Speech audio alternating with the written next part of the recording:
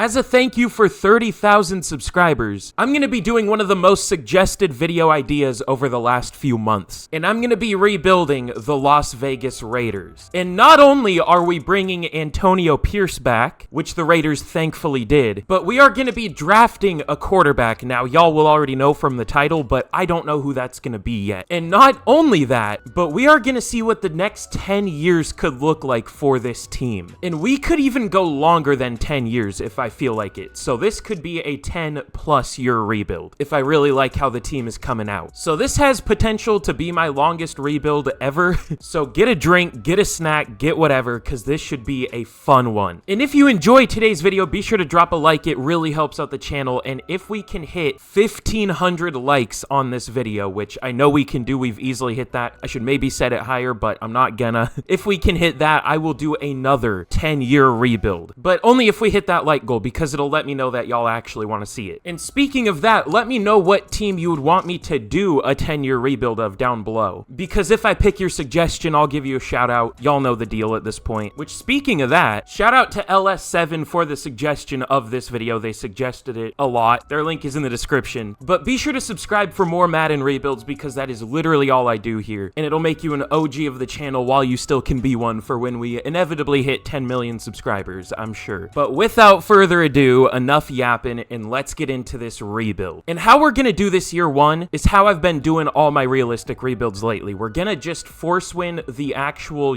Raiders record, so we end up with a similar pick to where this team will actually pick. The rebuild will technically start, I guess, in the offseason. This year's kind of like just I don't even know what to call it. A placeholder year, I guess. So let's get to the end of the season, and we'll see what we can do in this offseason. I mean, we could already make this team good just this year. We'll see. And I actually have a really fun plan for next year. A couple fun plans, actually, that might not be super realistic, but there is one position group on this team that I don't particularly love, and I might trade for a player in that position group. We'll see. God, I hate how much this just doesn't look like Antonio Pierce. There just is not a good face for Antonio Pierce. They need more coach faces. Like, half the player faces they make look like 60-year-old men. I don't know why they don't just use them as coach options. It's kind of stupid, but whatever. Okay, well, here we are at the end of year one. You know what? Out of curiosity, I want to see who won MVP in this simulation. It doesn't really matter, but it goes to Josh Allen. That's interesting. Derek Carr also up there. Aaron Rodgers healthy in this world. That's interesting. But this is unfortunately a team that has a decent amount of important re-signings. Now, I checked the midseason, and most of them were interested in the team, interested in rejoining, so hopefully we can get them back. Especially one very important one that is one of the best players in this game. But in the Super Bowl, the Bengals take down the Cowboys 28-17. I mean, if they had a healthy Joe Burrow, then they were my Super Bowl pick before the year, so I guess I cursed them. I don't know. If Burrow was healthy the whole year, then you never know. But now, let's get into the re-signing period. This is where it gets interesting. But the big free agent is obviously Josh Jacobs. Now, thankfully, he is interested. Running back is way too important in this game, so we absolutely need him back. We'll offer him 4 years, 56 mil, which isn't even that bad. That's what, like 10 mil? Oh, it says 12.3 mil per year. So we'll see if he takes this, and he does, thankfully. Now, Andre James, it's going to be hard to develop him because he is 27, but he's already decent, so 3 years, 19 mil, he resigns. But honestly, everyone else, I mean, they'll probably keep a decent amount of these players in real life, or at least try to, but I'm trying to think of the long-term vision of this team, and really, most of these guys wouldn't be around at this, or at that point anyways. I know Greg Van Roten has been really good this year, but like, he's 34, and he's not interested. If he was interested, maybe, but we can find a different guard. But that's all we're gonna do in free agency, or for re-signings, but now let's get into free agency. And I think we're just gonna cut Jimmy G. I mean, wait, we can restructure it? How long of a deal did they sign him to? I can't remember. It would save us 13 mil. I mean, how about we save 28 mil and just don't keep him? Because, I mean, what's the point? There's literally no penalty, so he's out of here. Okay, well, this is an interesting free agent class. It's not the best. It'll probably be better in real life, I hope. I mean, there are good players, but mostly every position that's good in free agency we don't need, plus a lot of the players are old. But there are a few players we are going to go for. Amari Cooper being the big one, we're going to try and bring him back to the Raiders. I don't know if we're going to get him, honestly, because the Giants are, you know, tied for the top offer, plus he's probably more interested in them. I don't know. But it would be a big addition. We're also going to try to get Eric Armstead. We should be able to get him. Same with Deshaun Elliott, and then we're going to try to bring back Bilal Nichols. So we'll see if we can get these 4 players. It looks like all of them sign except Deshaun Elliott, and we do not get Amari Cooper, but we get Eric Armstead and Bilal Nichols. Let's see if there's another receiver option available. We could go Gabe Davis. I always try to get Gabe Davis. I just can never get him. He's never interested in whatever team I'm rebuilding. The last time I tried to get him, he went to the Commanders, and it looks like that's where he's going to go this time too. Okay, well, receiver isn't the biggest need for this team. So Deshaun Elliott, do you want to sign? No? How about now? Still no. Okay, tough. Well, let's simulate a week, and we will see if he does finally sign. Okay, it looks like he does. So decent free agent class, not exactly as good as I wanted, but still decent. But now let's get to the draft. But here in the draft, the Cardinals have the #1 pick and the Packers pick in the top 3. There are a couple playoff teams in real life that pick in the top 5 here. The Steelers too. So that's something. The Jets go Nate Wiggins? Why? The Jets would do something like that though. Like they took Will McDonald in the first round last year. Wow, almost every quarterback is still available here. Ooh, Jaden Daniels. I kind of thought about him, but I didn't think he would be here. I don't know if he'll be here. I feel like he'll build a lot of hype once he goes to the combine, kind of like Anthony Richardson last year. Drake May is also still available. He shouldn't be. I'm not going to take him. That's not realistic. My original plan was to go with Bo Nix. Seeing Jaden Daniels kind of makes me question that though, but I feel like Bo Nix is a legit option for this team. I guess maybe both of them could be though. Let me see if anyone's done a rebuild with one of these 2 players. I don't want to copy someone. Okay, nobody's done a rebuild with Jaden Daniels or Bo Nix on the Raiders. This is so tough. Jaden Daniels is the more fun option. I feel like Bo Nix is the more realistic option though.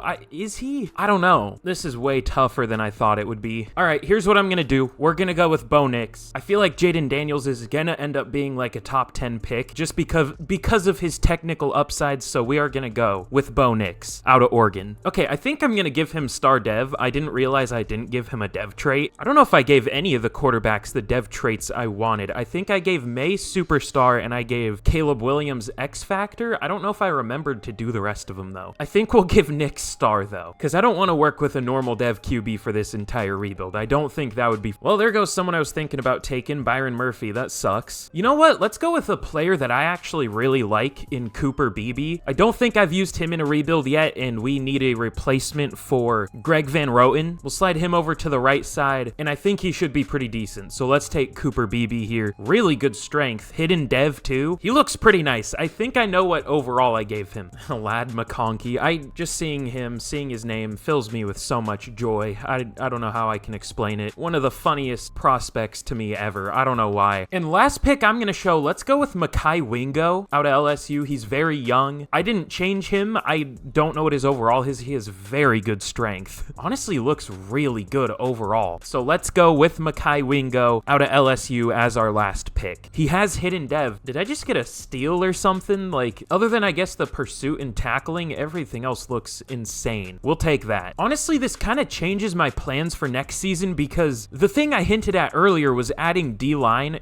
You know, I said I was going to trade for a player. I was going to trade for a really good D-lineman, but now that we added Eric Armstead and Mekhi Wingo, I don't think we're going to do that anymore. I still might trade for someone though. We'll see. But let's get to the draft recap and we will see how we did. But here's how we did in the draft. And low-key, we kind of crushed it. I know this doesn't look like anything special, but, you know, we got a quarterback, we got a lineman, we got a D-lineman, we got some pretty valuable positions here, and pretty good ones at that, ones we can definitely develop. But Bo Nix is a 76 overall. I did give him a star dev. You know what? I'll give another player a dev trait that I, you know, just haven't gotten to yet. What does Malik Neighbors have? Okay, that's fair. Caleb Williams fell all the way to number 7. The Madden draft logic is always something else. Even Marvin Harrison fell all the way to 6. That is something. Drake May didn't even go until 21 to the Falcons. Interesting. But yeah, we definitely had a good draft, filled out pretty much all of our needs. So let's get into year number 1. But here's a look at the team heading into year 1, obviously with Bo Nix at quarterback now. And we'll have to see how he can do. I haven't really noticed him do super well in my rebuilds, but I haven't noticed him do poorly, I guess. So we're gonna hope that he does well. We'll see. I don't expect him to be a super high overall by the end of this because he is already 24 years old, so that could be a problem, but hopefully he plays well. But we don't really have any flaws on offense. I mean, I guess we could maybe use a better third receiver or something, but that's about it. Same goes for our defense, honestly. We're really well-rounded. We don't really have a great corner, that's kind of the thing, but we have a few solid corners. I also picked up Jeff Okuda. He was just chilling as an unsigned free agent, so why not, I guess. And even though I said we were going to trade for a player to start this year out, I don't think we need to. I was going to trade for a D-lineman, like I said, but now that we have Wingo and Armstead and honestly decent depth, I don't think we need to. Now, we might at the beginning of next year if we do have a bigger need by that point. We could even at the midseason this year. We could even trade away a player if we are doing bad or something. You know, maybe a player that's been involved in trade rumors lately with this team. We'll see. I think that pretty well gave away who it would be. But we'll just have to see how we're doing. So let's just get to the midseason point of year 1 and we will see what our record is. All right, well, this is an interesting situation to be in.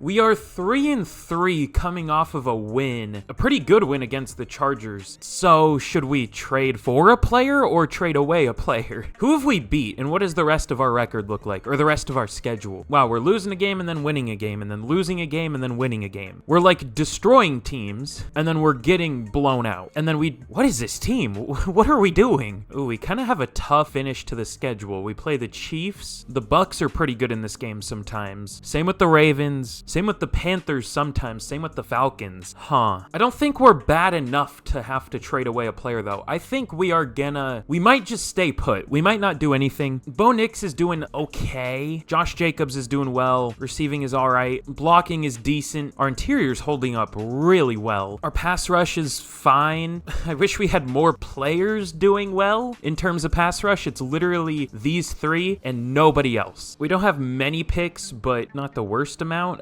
Everything looks pretty good other than Bo Nix, honestly. Not that he's doing terribly, but I don't know. This is a weird situation to be in. I think we're just going to stay put. We're not going to make any moves, and we'll just see how the rest of this year plays out. But we have some re-signings to worry about. Nate Hobbs, Trayvon Merrick, Robert Spillane, Hunter Renfro, Malcolm Kuntz, who isn't really playing because I'm trying to develop Tyree Wilson, Divine Diablo. Definitely a few players here, but nobody major. Nate Hobbs did get superstar last year too, so that's huge. He's also very cheap. Too cheap. We'll give him 4 years, 25 mil. Get scammed, idiot. Trayvon Merrick, 4 years, 30 mil. He resigns. Robert Spillane, 6 years, 63 mil, and he doesn't take it. I mean, he's not super young. He's only 28, but a lot of linebackers usually hit the open market, so if we have to let him go, I think that's fine. Hunter Renfro, again, he's 28. We could definitely upgrade there. He used to be really good, not so much anymore. And then pretty much all the rest of these players aren't interested or they're just backups. We might go crazy in this year's free agent class. I mean, we could look for a number 2 receiver, maybe even 2 linebackers. I mean, we're probably going to need 2. A number 1 corner. It all just depends on who's available. But let's get to the end of the season and we will see what kind of record we finish with. I honestly have no idea if we're going to be amazing or terrible. We'll just see. Okay, well, I'm glad I didn't trade anyone away because we finish 10-7 and we make the playoffs in year 1. We didn't have the best passing game apparently, but we had the best rushing game in the NFL with 142.5 yards per game. So remember when I said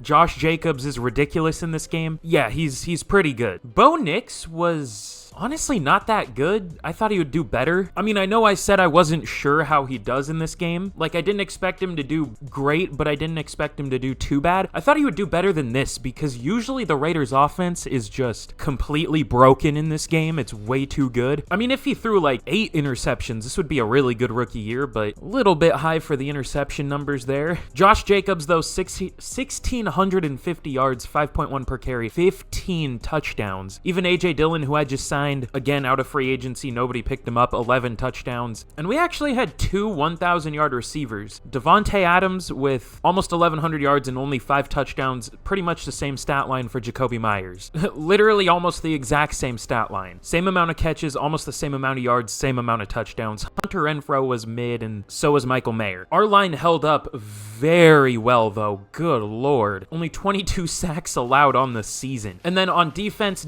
really? Divine Diablo led the team with 110 tackles. Interesting. TFL's 19 for Eric Armstead led the team, 15 for Crosby, 10 for Wingo as a rookie. And then sacks, 15.5 for Max Crosby, 12.5 for Eric Armstead, only 5 for Tyree Wilson, though. That's not great. He played literally 1 away from 1,000 snaps, so only a sack every 200 snaps. That's not great. And then interceptions, 4 for Trayvon Merrick. He did well. 2 for Spillane and Jack Jones, and then 1 for a couple players. Oh, I don't think I've ever seen that. That is kinda scary. Just a little bit of a fourth wall break right now. As I am recording this, the Cowboys are currently getting destroyed by the Packers. Ooh, wait. I mean, they're coming back a little bit, but it's 48-32. There are 3 minutes left in the fourth quarter. And Jordan Love had a crazy game, which shout out to all the people that said Jordan Love was garbage before he had even played more than 1 game. That was cool. I love when people do that. Calling someone trash before they even play.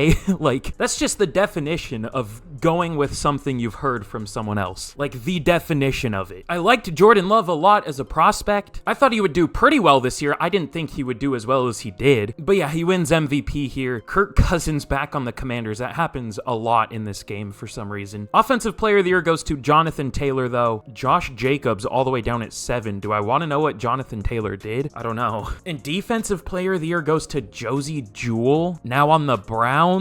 All right, that's a new one. Max Crosby at number 4. I'm going to check both of their stat lines. Jonathan Taylor and Josie Jewell, I mean. Eric Armstead at number 9. Offensive Rookie of the Year goes to Trey Benson. Did he even declare for the draft? Yeah, he did. I mean, if they don't re-sign Austin Eckler, that's not a bad option. Bo Nix all the way down at number 7. What a weird Defensive Rookie of the Year list, too. It goes to Nelson Caesar on the Jags. I'm surprised he even got any playing time. Oh, you know what? I bet he was lined up as a D lineman because this game doesn't know how to scheme things right. They also got Terrion Arnold. Interesting. No Raiders, though.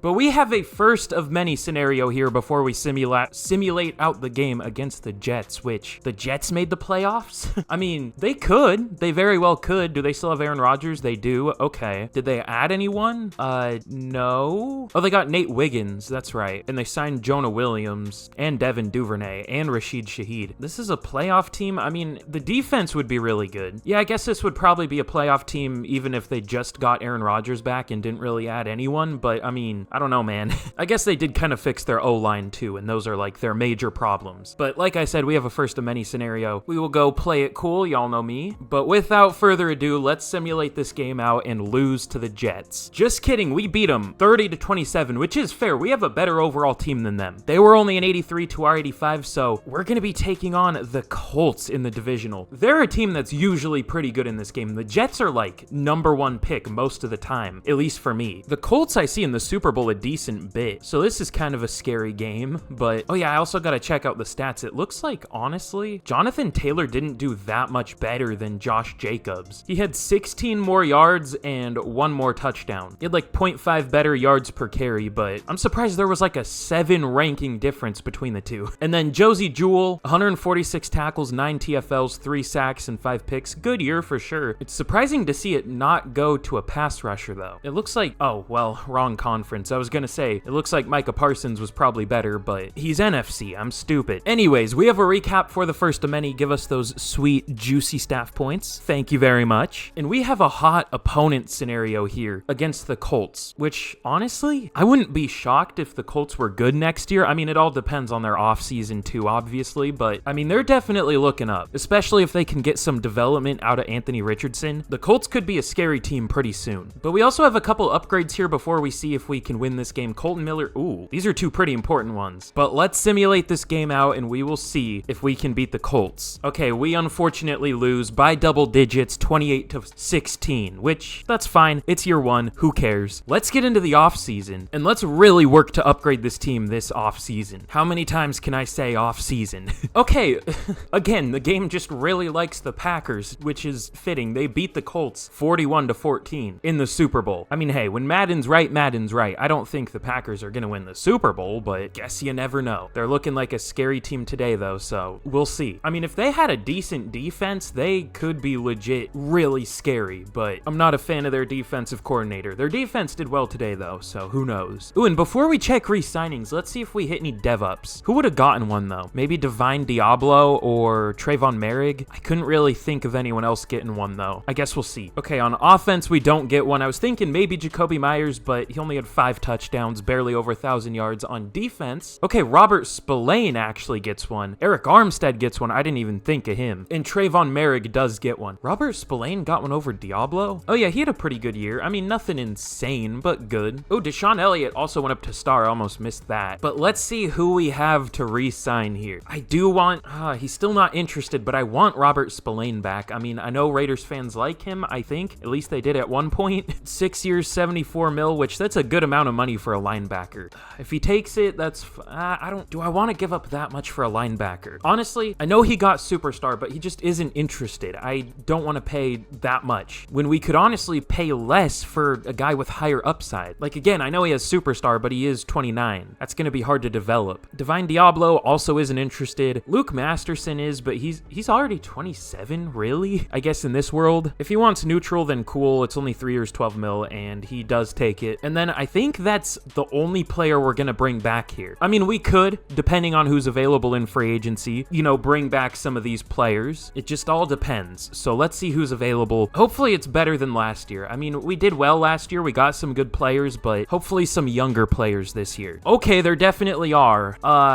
Tua's a 92 here. Damn. He's also asking 51 mil per year. I think I'm good. Brandon Ayuk is here. We don't really need him, but that could be kind of ridiculous. The duo of him and Devontae Adams. We'll see on that. Ooh, Khalil Mack. Should we bring him back? Okay, well, this has potential to be the best free agent class I've maybe ever had. We are gonna go for Brandon Ayuk, DJ Reed, DJ Reader, Khalil Mack, Jelani Tavai, and Robert Spillane. If we could get all of these guys, we might be close to a 90 overall team already. Like, genuinely. The problem is I don't think we're gonna get all these guys, especially Brandon Ayuk, because the Cardinals have that, I guess, hometown influence. You know, he's from Arizona State, so I don't know. You never know. He could sign with us, but the Cardinals also have a good offer in, but we do have a lead for literally everybody else. And if we don't get him, they're pretty good other receiving options like Tyler Lockett, D-Hop. We could go for Jerry Jeudy, get a division rival. We could do something. But let's see if any of these players want to sign with us. Everybody signs. Did we just get everybody? No way. Okay. We're gonna be cooking now. It might be a little redundant to get Brandon Ayuk because, you know, we don't pass much anyways, but if we can upgrade, I might as well upgrade, you know what I mean? But now let's get to the draft, and I don't even know what I want to do. We'll see. And here we're going to be trading Aiden O'Connell to the Jets for a 3rd round pick. I don't know what would be fair for Aiden O'Connell. It's kind of weird.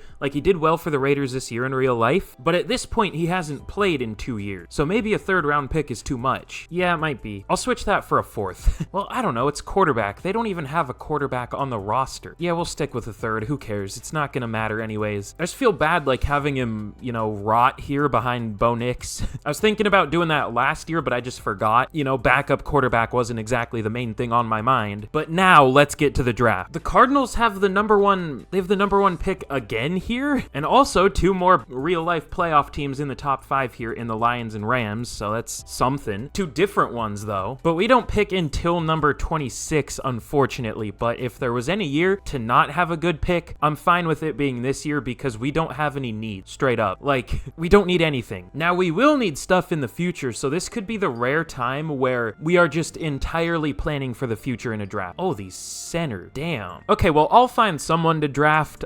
We might try to go for a starter at least in the 1st round, but it might just be a good strategy to go with best player I can find, straight up. Just best player available. I might have found that player. What the hell? There's no way this guy's as good as I think he's gonna be, right? He's a playmaker receiver with a short route, a spec catch, a medium route, a catching. He's weird.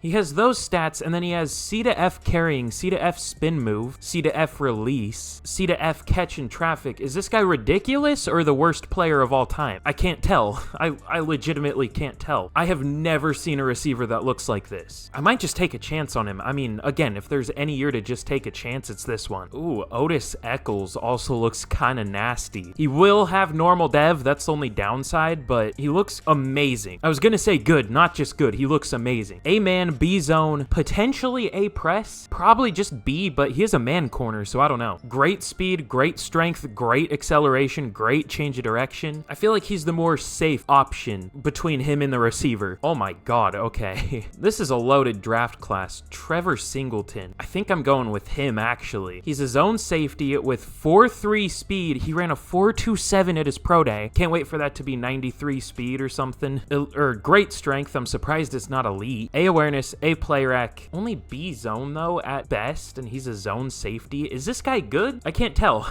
This is a confusing first pick. There are a lot of fun players here though. Let me see. Is there a good corner available later? Not that we even need corner, but yeah, there's George Lamb. He looks good. Matthias Dorsey. There are other good corner options. Let's go with Trevor Singleton here. We'll take a chance. There is a very good chance he sucks, but he's just so athletic, and the ratings that are scouted are good, so let's take him. Hidden dev, only 95 speed. I was exaggerating with 93. That wasn't that far off.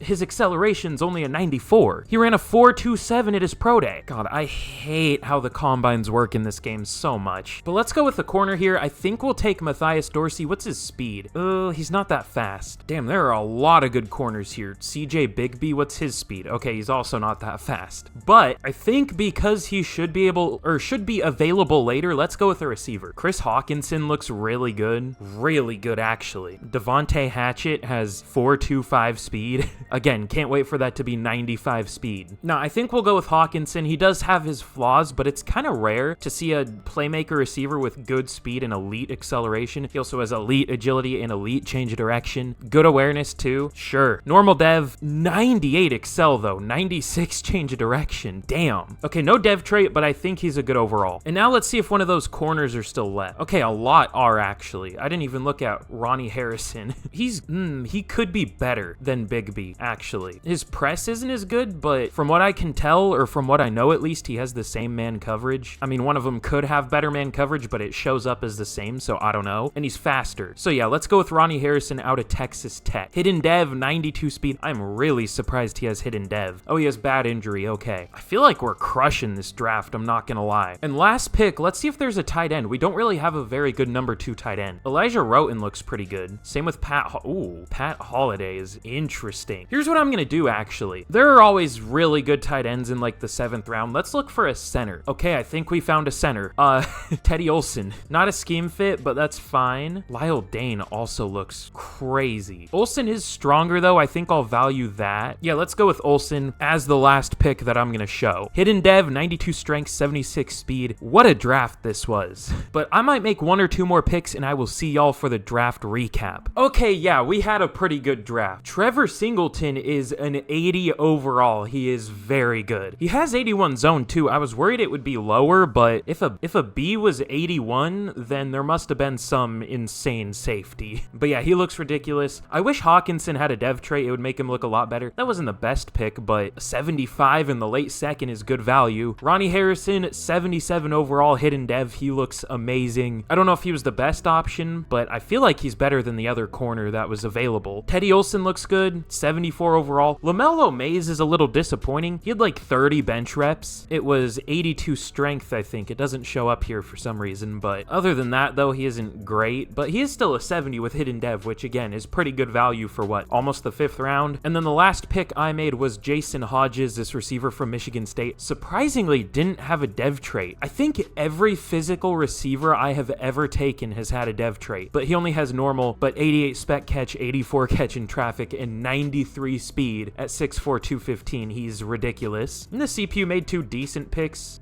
Alex Swinton has a dev trait. Even the CPU made a good pick. We absolutely cooked in this draft. I want to see who the best this was a really good class. All right, there were some good players in here. There was also Devin Peck at safety. I didn't even see him. He also had hidden 83 zone. Do I want to know his dev trait? I don't know if I want to know. Okay, it's superstar. Hopefully our guy has at least superstar. We'll see though. But the number 1 pick, Michael Waddle, 83 overall. The Cardinals better be good this year. Martell Barker, 82 overall pass pass rusher. Marcus Gillislee, kind of weird to take a safety at number 3 overall, but an 82 overall. There was an 80 overall tight end, an 80 overall QB. This was a ridiculously good class. Ooh, Otis Eccles. Maybe I should have got, well, no, I mean, we got an 80 overall either way. And then who was the receiver? I can't remember. I don't think it was Generals. Was it Carey? Let me see. Okay, yeah, it was Carey, which wouldn't have been a bad pick. He's only 1 overall worse than the guy we got. Plus he has hidden dev. So this wouldn't have been bad either, honestly. Oh, okay. I don't know why I always check dev traits. I know what they're gonna be when I check them. All right, anyways, let's get into year 2. All right, well, I don't know why this guy is just chilling in free agency. Didn't get drafted, but we'll take him. 74 overall with star dev. Sounds good. Another physical type receiver. What kind of receiver class was this? Okay, this guy doesn't have a dev trait, but 73 overall, only 21 years old? Yes, sir. But here's a look at the team heading into year 2, and we are looking pretty good. I mean, at this point, at least on paper, I don't know what we really need. Like, legitimately, there isn't really a problem with this team on paper. Now, I'm sure problems will reveal themselves as we go on. I'm sure something will underperform. I wouldn't even be shocked if we do worse than last year, because usually there is a down year in Madden Simulation for God knows what reason, no matter how good your roster is. I don't know, we'll see. Hopefully not, but you never know. This really is a nasty team built around NIX, though. I mean, he has amazing receivers, a pretty good tight end, a good offensive line, an amazing running back, and what should be an amazing defense to help him out. So let's get to the midseason point of year 2, and we will see what happens. All right, well, we are 5-2 at the midseason. We're doing pretty good. We have the second worst pass D in the league. Why?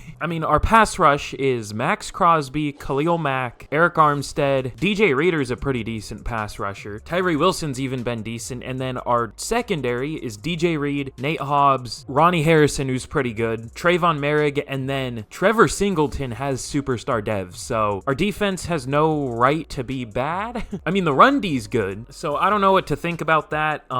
That's something. Hopefully it gets better throughout the second half of the year. We'll see. Also, not in a super positive note, these re-signings are rough. We have 1.7 mil to work with, and we have to re-sign Colton Miller. Jack Jones can go. We kind of replaced him already. Jacoby Myers, Tremont Potts, which isn't the end of the world, but like he's pretty good. Zamir White, Dylan Parham, Eric Armstead, Thayer Munford, Khalil Mack, and I don't really see how we could bring all of them back. I think we'll get some of them back. We should be able to free up a little money at the end of the year, but yeah, I don't think we're going to be able to get all of them back. Maybe about half. Just depends. So next year we could be worse than this year. We'll just have to see though, honestly. Because if you think about it, well, losing Colton Miller could suck. We'll try to bring him back though. If we lose Dylan Parham, that's fine. We have Olsen at center. We can move him over. We would need a new right tackle, but that's draftable. For receiver, I mean, we don't even use a third receiver. And then who else? Armstead?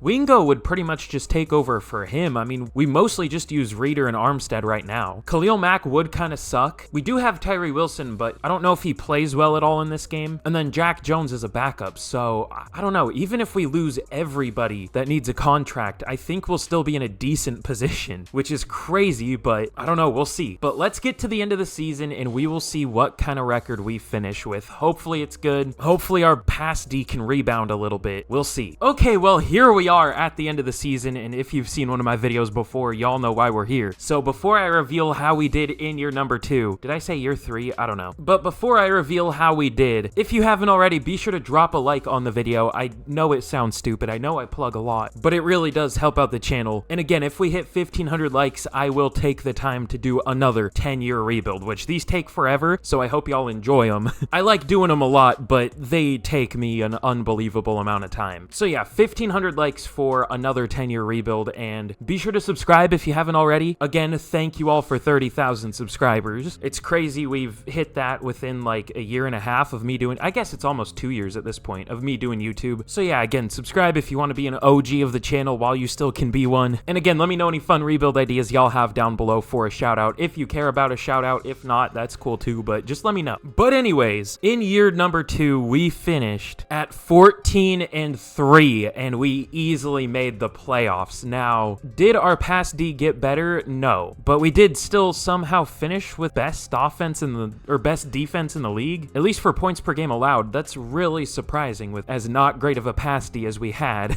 Let's check out our season stats though. Honestly, Bo Nix didn't do much. I mean, he didn't do bad, but 3,700 yards, only 24 touchdowns, but only 4 interceptions, good completion percentage. Looks like he might have just been a check down machine or something. We didn't really ask him to do much, I don't think. But we didn't really need him to because Josh Jacobs had over 1,700 yards, 5.1 per carry, and 18 rushing touchdowns. Good lord. Brandon Ayuk was our leading receiver with 1,200 yards, 7 touchdowns, only 900 yards for Devontae Adams, 650 for Mayer. Jacoby Myers didn't do much. The blocking was very good. Of course, Thayer Munford, in the year we're probably gonna have to let him go, was very, very, very good. I don't know. I'll try to keep this tackle duo. I think we're gonna get rid of Dylan Parham, unfortunately, but that's just what we have to do. Oh my god, the defense. Okay, Jelani Tavai, 110 tackles led the team. TFLs, 12 for Crosby, Mack, and Armstead, and sacks, 13.5 for both Max Crosby and Khalil Mack. So now we have the current great Raiders pass rusher and the former great Raiders pass rusher, both with the same amount of tackles for loss and sacks. That's interesting. 10 TFLs for Eric Armstead too. He was pretty good. Did I say TFLs? I meant sacks. I don't know what I said. 5 sacks for DJ Reader, and then 4 interceptions for Trevor Singleton as a rookie. He did really well. Should be up there for defensive rookie of the year. I don't know if he'll win it, but probably top 3. He'll probably get cucked. He'll probably get second. I feel like I always get second for defensive and offensive rookie of the year, so that's always fun. But Jelani Tavai, DJ Reed, and Trayvon Merrick had 2 picks, and then 1 for Robert Spillane. But MVP goes to Dak Prescott. He literally won MVP like 4 times in a row in the last rebuild I did, so that was fun. Caleb Williams, for some reason, on the Bucks at number 4. Tua on the Titans at number 7. That's something. Offensive player of the year goes to Jonathan Taylor again. Josh Jacobs at number 5. Defensive player of the year goes to DeForest Buckner. So the Colts sweep offensive and defensive player of the year. Max Crosby at number 7 and Mack at number 9. Offensive rookie of the year goes to Joey Barnes for the Dolphins. LaMelo Mays at number 8. Interesting.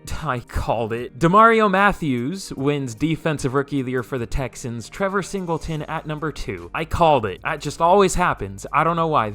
We have someone who does really well as a rookie, and just someone happens to do slightly better. Did he actually do better? I bet it's a pass rusher. Well, now that I said that, it won't be, but we'll see. Well, kinda. It's a defensive tackle, 11 TFLs and 9 sacks. I mean, that's definitely a good rookie year. That's valid, I guess. You know what? I guess he deserves it more. He doesn't even have a dev trait, so I guess he'll get one. He gets his pity defensive rookie of the year. Get your money up. But let's see who we're going to be taking on in the, or no, I read wild card. In the divisional. It's probably going to be the Chiefs or something. Watch. Well, again, now that I said that, yeah, that's not what happens. It's the Bengals. I wonder what the playoffs are looking like here. The Steelers beat the Ravens. The Bengals beat the Jags to get here. The Patriots beat the Chiefs. That's an interesting one. The Buccaneers beat the Eagles 24-17. I mean, that could happen in real life. We'll see. 49ers, Rams. The Rams barely win that one. And then the Panthers beat the Packers. Interesting. It's like half actual good teams in real life and then half terrible teams. So interesting playoffs here. That's all I can say. But we have some upgrades. Anything important? AJ Cole, huge. Our punter, let's go. But we'll simulate this game out against the Bengals and let's see if we can get a win. We're honestly better overall. We're better at literally everything, it looks like. I guess they had a better pass game, but we had a much better defense than them. So let's see what happens. Can't wait to lose. Not only do we lose, we get smoked by a much worse team while we are at home. I love this game.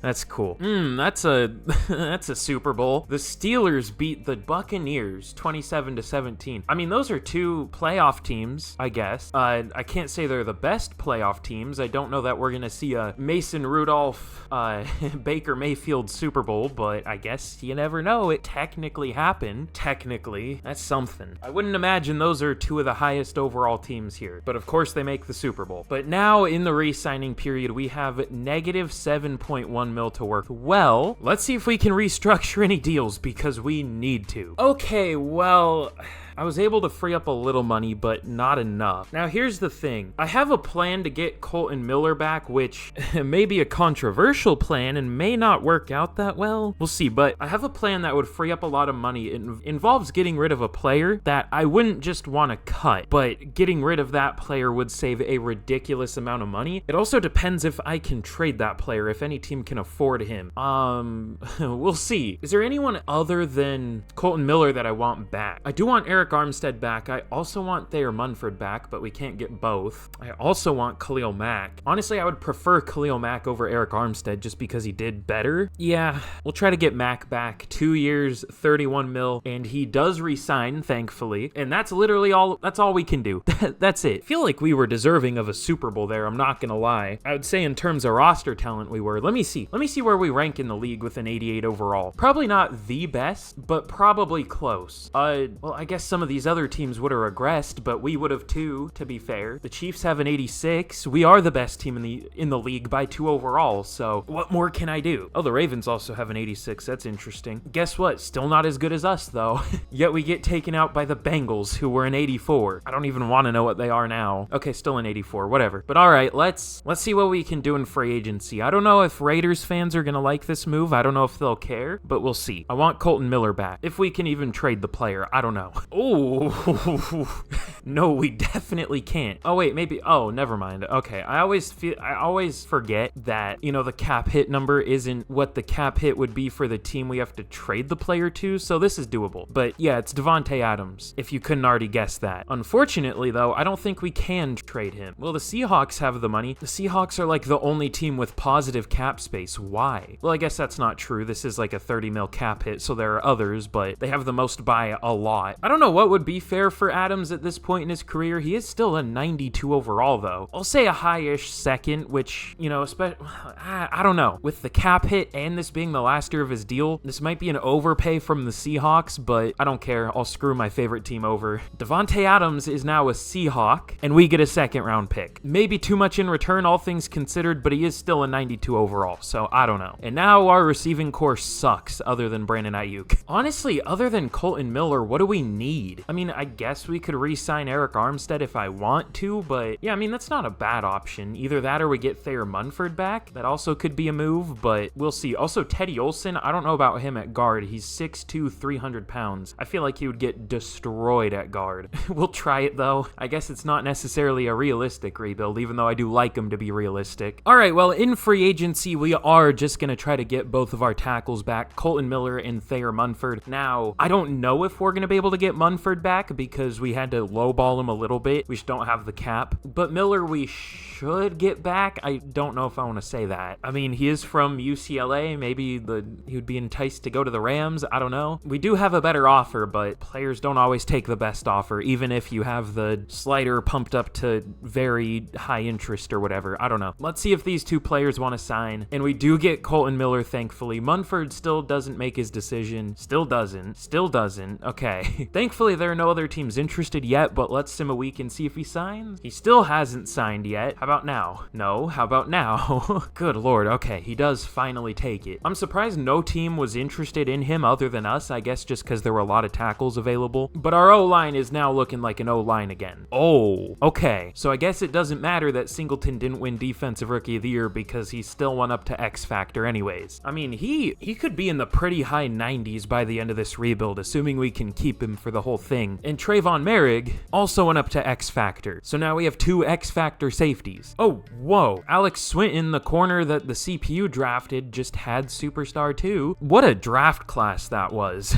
But let's get into the draft and we will see what kind of receivers we can add because we need receivers. But in the draft, we don't pick until number 28. And of course, that kind of sucks because we actually do have needs this year, unlike last year. Unfortunately, though, I just don't see that good of a receiver. I'll look. I haven't looked at these guys down here because I was 100% planning on taking a receiver round 1 and those would be the only good ones, but we'll see. Dion Wood is not good. He actually looks decent on paper, but I guess not. Ooh, this guy is interesting. I don't know if he's interesting in a good way or a bad way, but he's a deep threat receiver that's 6'3", 231. He's good speed, or well, great speed, great strength, great change of direction, great agility. His route running isn't very good. I don't know if this guy's great, honestly. I mean, Rosenthal right here, Will Rosenthal looks really similar too. Yeah, I don't know if any of these receivers are worth taking. I feel like we can just get similar ones later, honestly.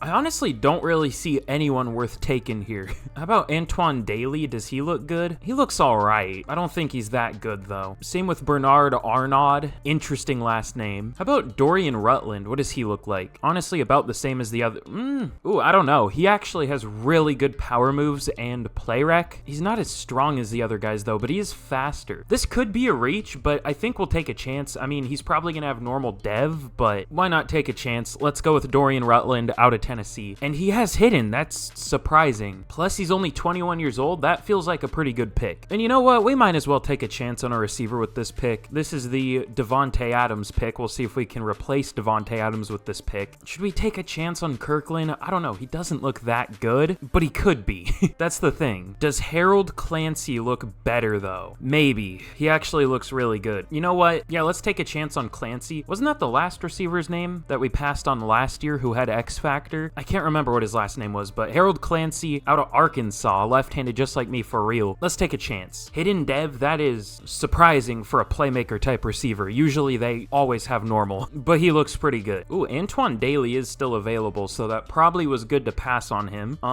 You know, looking at our upcoming salaries, maybe we should take an edge rusher. I guess it depends on if there is a good one available, because there just might not be a good pass rusher here, but Max Crosby is due for a contract. We'll re-sign him, obviously, if we can. I hope we can. But Tyree Wilson's also here, and then we have Khalil Mack, who's older and could retire. Maybe that's something we should think about. But I don't know, maybe Tyree Wilson wouldn't be too hard to re-sign. We'll see. I'll still check if there's a good pass rusher. No, I took like 2 seconds of looking to answer that question. Well, what's Dwayne Ellis's combine? Ooh, well, he doesn't really look like an edge. Well, kinda. He's 6'6", 275. He's more of a 4'3" defensive end. He's really strong, though. Looks like a good run defender, too. B power moves, B awareness.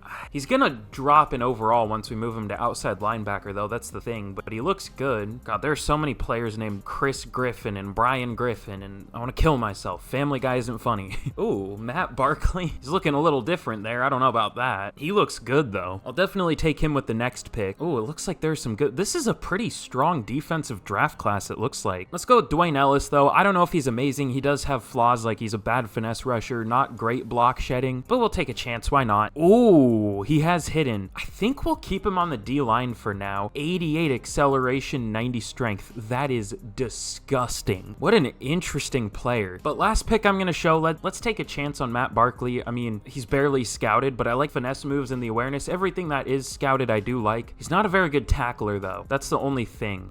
We might as well take a chance. We're going to have so many D-linemen, but if we can find a good player, we might as well take a good player, at least from what I can see. So let's take him. Another hidden dev. Good strength, great excel, good speed for someone who's 6'5", 290. Sounds good. But now I will see y'all for the draft recap. Okay, well, I definitely stuck to our 2 positions in need and didn't really sway from those positions.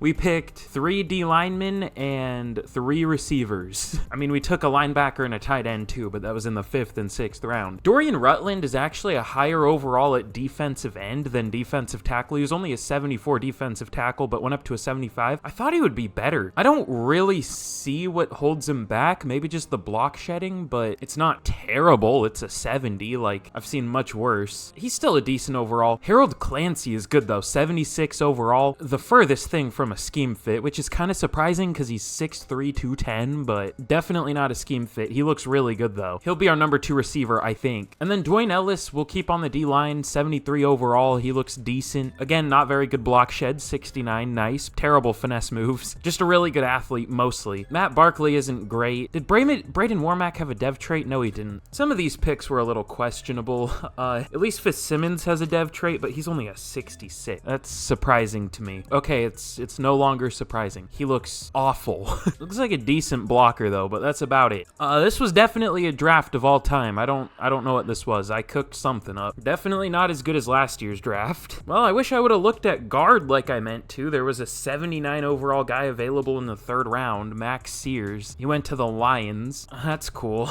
My playoff picks for the NFL were looking so good yesterday. I picked the Texans to beat the Browns. I figured they would give Joe Flacco a hard time. That wasn't really the problem in that game, even though Flacco did end up throwing like 2 picks, but I got that one right. And what was the other game yesterday? Oh yeah, Dolphins Chiefs. I picked the Chiefs and got that right. Today, not so much though. I picked the Cowboys and the Rams. The Cowboys got absolutely smacked. I just thought the Packers defense would not hold up, and it did for the most part. I mean, they allowed 32 points, but most of those were garbage time. Almost got the Rams. They only lost by 1 point, but yeah, not as good of picks today as yesterday, but I tried. But here we're gonna trade Deshaun Elliott to the Saints for a 4th round pick. We just don't really need him anymore, honestly. He isn't bad, but we need cap space, and he saved like 4 mil, which isn't a ton, but we need whatever cap space we can get. Wow, we have all free safeties, 0 strong safeties. I need to move some over, but wow, this guy looks terrible. But yeah, that was just a cap move. But here's a look at the team heading into year 3, and honestly, we might be set up better than last year. I mean, I guess we're probably technically not. I think we were a higher overall last year to begin with, but actually, no, maybe not. We might were we in 86 to start last year? I think we were. We might have been in 87. I don't know. It's been a long day. I can't remember.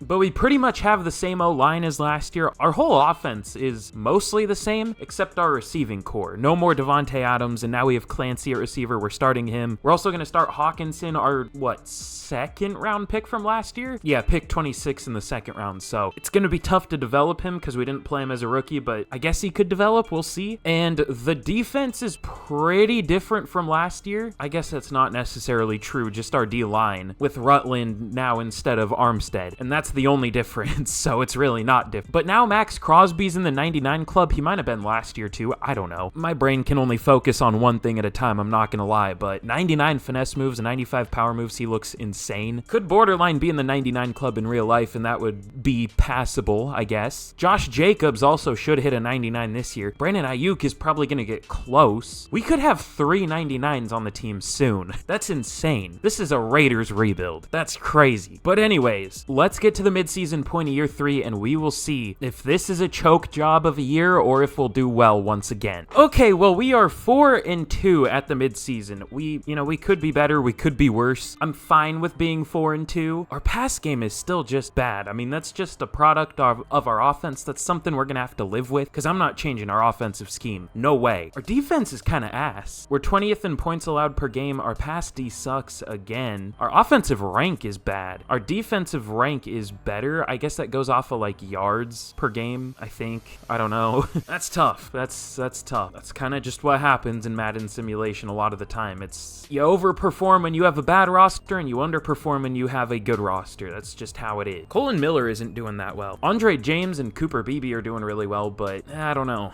That's interesting. Okay, Khalil Mack has 7.5 sacks, but Max Crosby only has 4.5. That's interesting. So I'm glad I traded Devontae Adams to be able to sign Colton Miller back. I mean, we got more than Colton Miller. We were able to free up more money than just the money we needed to sign Colton Miller. And unfortunately, Clancy's dev trait still isn't revealed. How? He played like all of the preseason and now is the number 2 receiver. That's something. Do we have any dev traits revealed? How about no, Rutland still isn't revealed yet. He could have superstar. Probably not now that I said that, but he's developing kind of quick. Maybe not. I don't know. We'll find out at the end of the year. But before we get to the end of the year, let's see who we have to re-sign. And I already checked. I know who it is. I don't remember, but I checked. Oh yeah, okay. Max Crosby, Michael Mayer, Tyree Wilson if we want him back. He's honestly really cheap, so I think we will re-sign him. DJ Reader, Andre James, who I definitely want back. He's been amazing. The CPU signed this guy, Connor Johnson. I just didn't bother to sign another kicker, so it signed this guy, but I won't complain. Did that say 60 injury? Oh no, 60 agility. Okay. And we'll have the 5th year option for Bo Nix. I am not picking that up, not for 40 mil. He's been all right. We'll re-sign him because he's the point of the rebuild, but I don't even want to pay him for that year. Or I don't want to pay him that much, even if it is just for a year. But we'll re-sign Max Crosby. We will give him 3 years, 71 mil, and he takes it. Thankfully, all these players are interested in re-signing. Michael Mayer, 4 years, 38 mil. He re-signs. We'll go DJ Reader first. I guess we'll probably be able to get all these players back anyways, but 2 years, 37 mil. He re-signs. Andre James, 2 years, only 16 mil. That's really cheap. And Tyree Wilson, 2 years, 9.6 mil. Almost nice. I guess reverse nice. So not nice. This is where I wish, like, extensions were a thing. I wish I could just extend Bo Nix right now. But oh well, we'll figure it out. But let's get to the end of the season, and we'll see what kind of record we have. Hopefully we're good. We'll see, though. You never know with the good old Madden simulation. Okay, well, in year number 3, we surprisingly make the playoffs, going 11-6. It shouldn't be surprising to make the playoffs with an 88 overall team, but you never know sometimes. Our defense was actually pretty terrible. Our offense was good, though. I kind of thought this was going to be one of those classic Madden finishes where,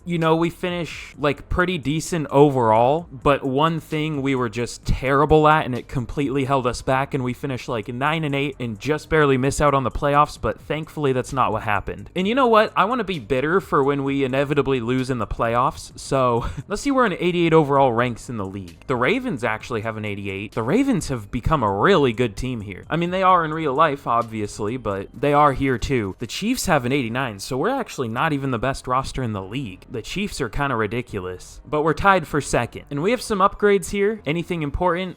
No. But let's see what our dev traits are. Are they finally revealed? They should be. Okay, Clancy unfortunately only has star. That kind of sucks, but I guess it's better than normal. It's better than nothing. Ooh, Rutland does have superstar. Okay, cool. Now up to 88 power moves. Damn. We'll have to see how he did, but let's check out our season stats. I wonder how NIX ended up doing because he was not doing very well at the midseason. He ended up being all right though. 3,600 yards, 25 touchdowns, 10 picks, good completion percentage. Just not as many touchdowns as we would hope to see, but I'm fine with it. 1,700 yards for Josh Jacobs, not 53 yards per carry, 5.3 yards per carry, and 24 touchdowns. Could have been even 36, I guess, technically, or 37. We gave LaMelo Mays a rushing touchdown. He must have been our starting fullback or something. But yeah, Josh Jacobs had an insane stat line, and even Jalen Warren, 560 yards, 5 yards per attempt, 11 touchdowns. But Brandon Ayuk, 1,000 yards, 6 touchdowns. Harold Clancy wasn't too far behind though, 900 yards, 6 touchdowns. Hawkinson was 700 yards, only 4 touchdowns. Mayer was whatever. The blocking was really good. BB wasn't amazing, but I've seen much worse. And then on defense, Jelani Tavai led the team with 117 tackles, 110 for Hobbs, 107 for Spillane. It's getting late. My ability to speak is going downhill. But Khalil Mack led the team with not 118 tackles for loss, 18 tackles for loss, 14 for Crosby, 12 for Reeder, and sacks 16.5 for Crosby, 9.5 for Mack. So I guess nature is healing. Crosby ended up as our leading sack getter, 3 for Reeder though. It really falls off a cliff after those two. Rutland only with 3 as a rookie. Now granted, he didn't play a whole lot, but still. And then interceptions, 4 for Reed, 3 for Ronnie Harrison, and then Trayvon Merrick, and then 1 for Jelani Tavai and Trevor Singleton. Not as good of a year for Singleton. But MVP goes to Lamar Jackson. Him and Dak Prescott are the only 2 MVPs I've seen for the last 7 MVPs, other than Jordan Love, which was weird.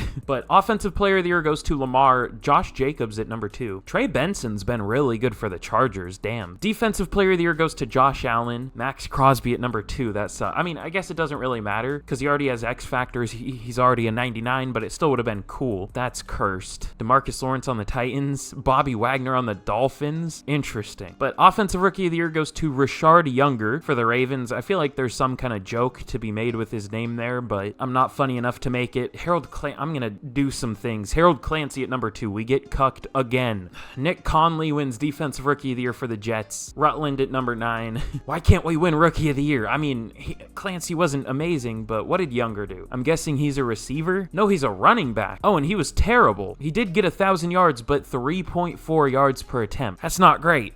That's cool. Whatever. But I can't complain too much because at least we're in the playoffs. Wow, the Browns were terrible.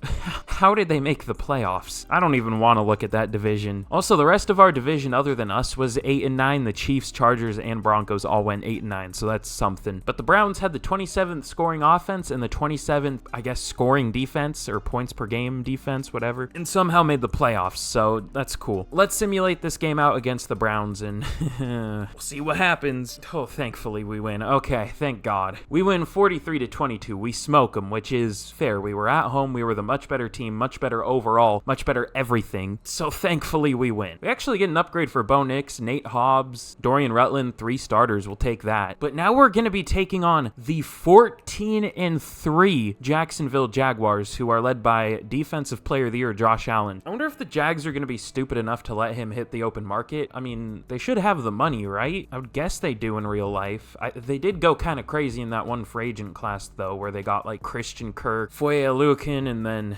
Evan Ingram, and whoever else they got. Was that the year they got Brandon Sheriff, too? I don't know. That might have been a different year. It looks like they signed Eric Armstead in this world. Oh, yeah, and then they have Nelson Caesar playing as a 3-4 defensive end. That's cool. They also have Willie Gay playing as a 3-4 outside linebacker. Awesome. I need to go to sleep. I feel like a grumpy old man. It's 9 p.m. and I'm tired. I'm old. Anyways, let's simulate this this game out against the Jags. I don't have much faith for this one, but we will see what happens. Maybe it's a strat to play like 3-4, like 4-3 defensive ends, or like 3-4 outside linebackers as 3-4 defensive ends. Because we lose, we get kind of smacked 34-21 by the Jags. That's tough. Will we win a Super Bowl in this rebuild? I guess stay tuned until the end. We definitely have a good enough roster. We'll see what happens, but let's get into the offseason. And I'm interested to see what we can do this year. I mean, what do we even need to upgrade? I guess we'll see. How has DJ Reed been doing? Is he kind of a waste of like a good overall player? Should I trade him? Ah, yes, what a Super Bowl. The Jags beat the Saints 21-15. Now that is something. I want to see though, how has DJ Reed been doing? I mean, I know it's kind of fun to have DJ Reed and DJ Reader. Oh yeah, he had 4 picks this last year. Never mind, he's been doing good. How about the year before? 2 picks. I mean, having 4 pass deflections isn't great, but pass deflections are few and far between in this game. Unless you're Jelani Tavai, apparently. And it looked like DJ Reed hit a dev up. Did we get any others by chance? No, we didn't. Cool. At least we got one, but that's tough. Oh, what else is tough is Khalil Mack retired. Yikes. Well, I guess we're going to Tyree Wilson unless we can find someone who actually does well. Damn, he's barely been playing. I was gonna, like, say, wow, he's done nothing. I know hasn't played much, but still, you would expect him to do something. But no, he has barely played at all. So that, we'll see. You never know. He could be decent. But who do we need to re-sign? Do we have any other re-signings, or are we done? I think we were done, right? I know there was the 5th year for Bo Nix, but, like, that was it, right?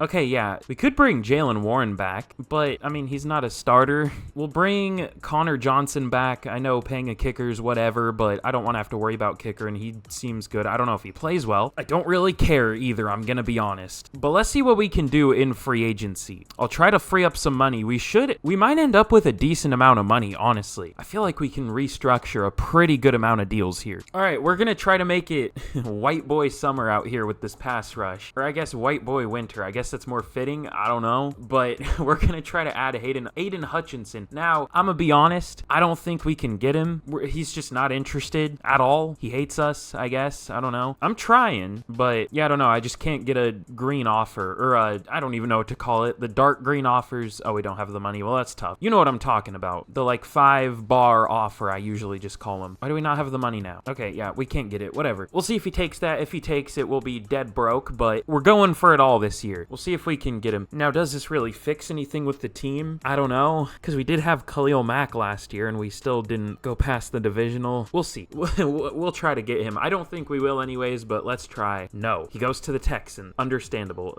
Dak Prescott goes to the Giants. Now, that is something. But, I mean, I don't know what to do. Aiden Hutchinson was really the only player that I was interested in here. There isn't anyone else. I mean, maybe Zadarius Smith, but like, I don't know. He does do well in this game, but I would almost just rather develop Tyree Wilson or draft someone else, because I mean, where are we going to be once Zadarius Smith retires or regresses into the 70s? We're going to be right in the same position again. I would also want a receiver, but there aren't really any good receivers, so that's tough. I guess we'll just sign Jalen Warren and take the L. I don't know. All right, Jalen Warren. You know what? We'll go for a punter too. Ryan Wright, sure. So I just freed up a ton of money for no reason. All right, well, let's sign these 2 players. Jalen Warren doesn't sign. Okay, now he signs. Cool. Huge moves in free agency. A punter and a backup running back. But here in the draft, we pick at number 27. We're in such a tough spot right now because we're good every year. We are like the best roster in the league. We just can't win a Super Bowl. And as a product of that, we just get a terrible pick every year. So that's fun. I mean, what do we even need? It says we need defensive tackle. Defensive tackle's a C, but ooh, actually, Mike Whitlock looks pretty good. His pursuit isn't that good, and he's not that strong. Also, Marcus Emerson looks pretty good. Ooh, oh, he's bad awareness and block shed, but his combine is insane. I don't know, we'll think about him, especially in round 2 if he's still there. But I just woke up. I don't remember what I did last night, so let me see. What do we need?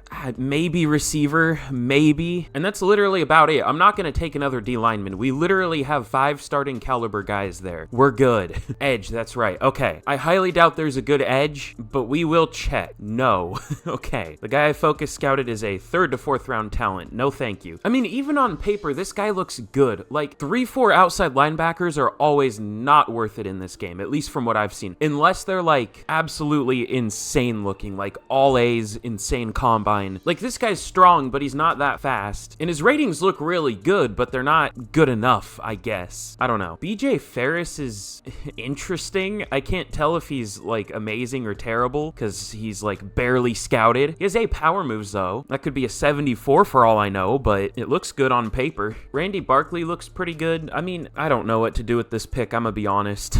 Cole Cousins, he looks, whoa. This dude looks insane. I mean, we don't need him literally at all. Some team's gonna get a pretty good looking QB. I mean, maybe his throw accuracy on the run or throw on the run and deep accuracy are both gonna be a C. I don't know, but he has elite throw power. Ramon Black is interesting. He's a deep threat. He's not like insanely fast, but pretty fast. Really good deep route, good spec catch. We'll think about him. He has good awareness too. Delonte Rogers is interesting. He could be really good too. Ooh, it looks like we are gonna have a decent amount of expiring contracts this year. Cooper Beebe, Mekhi Wingo, Bo Nix, Jelani Tavai, Josh Jacobs, DJ Reed, and Colton Miller. Yikes. Ooh, these corners. Both of them have 4.35 speed. Lamont Hodges is faster though. He actually has good acceleration, or elite acceleration. I won't take him yet, but we'll think about him. There's like nobody that I want here. Everyone I want is later in the draft, of course. It feels like it always works out this way. This guy could be really good too. Okay, I'm spending way too much time on this. I'm gonna take a receiver because a receiver would actually have a decent chance of starting year 1. Which one's the best though? I mean, all these guys look good. I kind of like Brian McCain. Elite strength, great speed. What's his injury? A to C, damn. And shows good discipline. What? Is there a 21-year-old receiver? There's Keon Wharton. Ooh, what type is he? Deep threat. I don't love deep threats. This is like the most I've ever struggled with a pick. Fuck it. I think we'll go with Delonte Rogers because he's a playmaker and playmakers are always good. He has elite acceleration and change of direction. So sure, let's take him. Hidden Dev. We're in Devontae Adams, number 17. That's cursed. But 95 change of direction, 94 excel. He looks pretty good. I'm not good at taking receivers that aren't scouted, but I think he's good. Was that the defensive tackle I wanted? Maybe. Wyrick? I think that was. Oh well, I don't think I would have gone with him anyways. But Randy Barkley's still available. We do need edge depth. I don't know if he's great and he's gonna go even lower once we move him to outside linebacker, but he looks decent. I don't really know what other option we have for edge, so we might have to take him. What is that last name? Pineda? Never seen it. Oh yeah, there was also this I almost forgot about him. Tyler Gregory. This dude looks insane. His coverage is pretty terrible, but he also has poor acceleration. Okay, maybe he's not as good as I expected, but he still looks good. I think we'll go... Nope, not Josh Carroll. We'll go with Randy Barkley here. I don't think he's amazing, but it's a need, so we'll take him. Normal dev, but good speed, good strength, good jumping. Looks like a really good athlete. And last pick, let's go with Tyler Gregory out of Wisconsin, because he's really interesting. Hidden dev, 86 speed, only 83 excel, but that's not that bad. I mean, I was expecting like 78 or something. Nah, he looks good. But I might make 1 or 2 more picks, and I will see y'all for the draft recap. All right, well, our first pick was pretty good. Delonte Rogers, another terrible scheme fit, 76 overall, but only a 70 physical. That's not great, but who cares? He looks good. Good route runner too. Hopefully he has better than just star dev, but it's probably star. Randy Barkley kind of sucks. He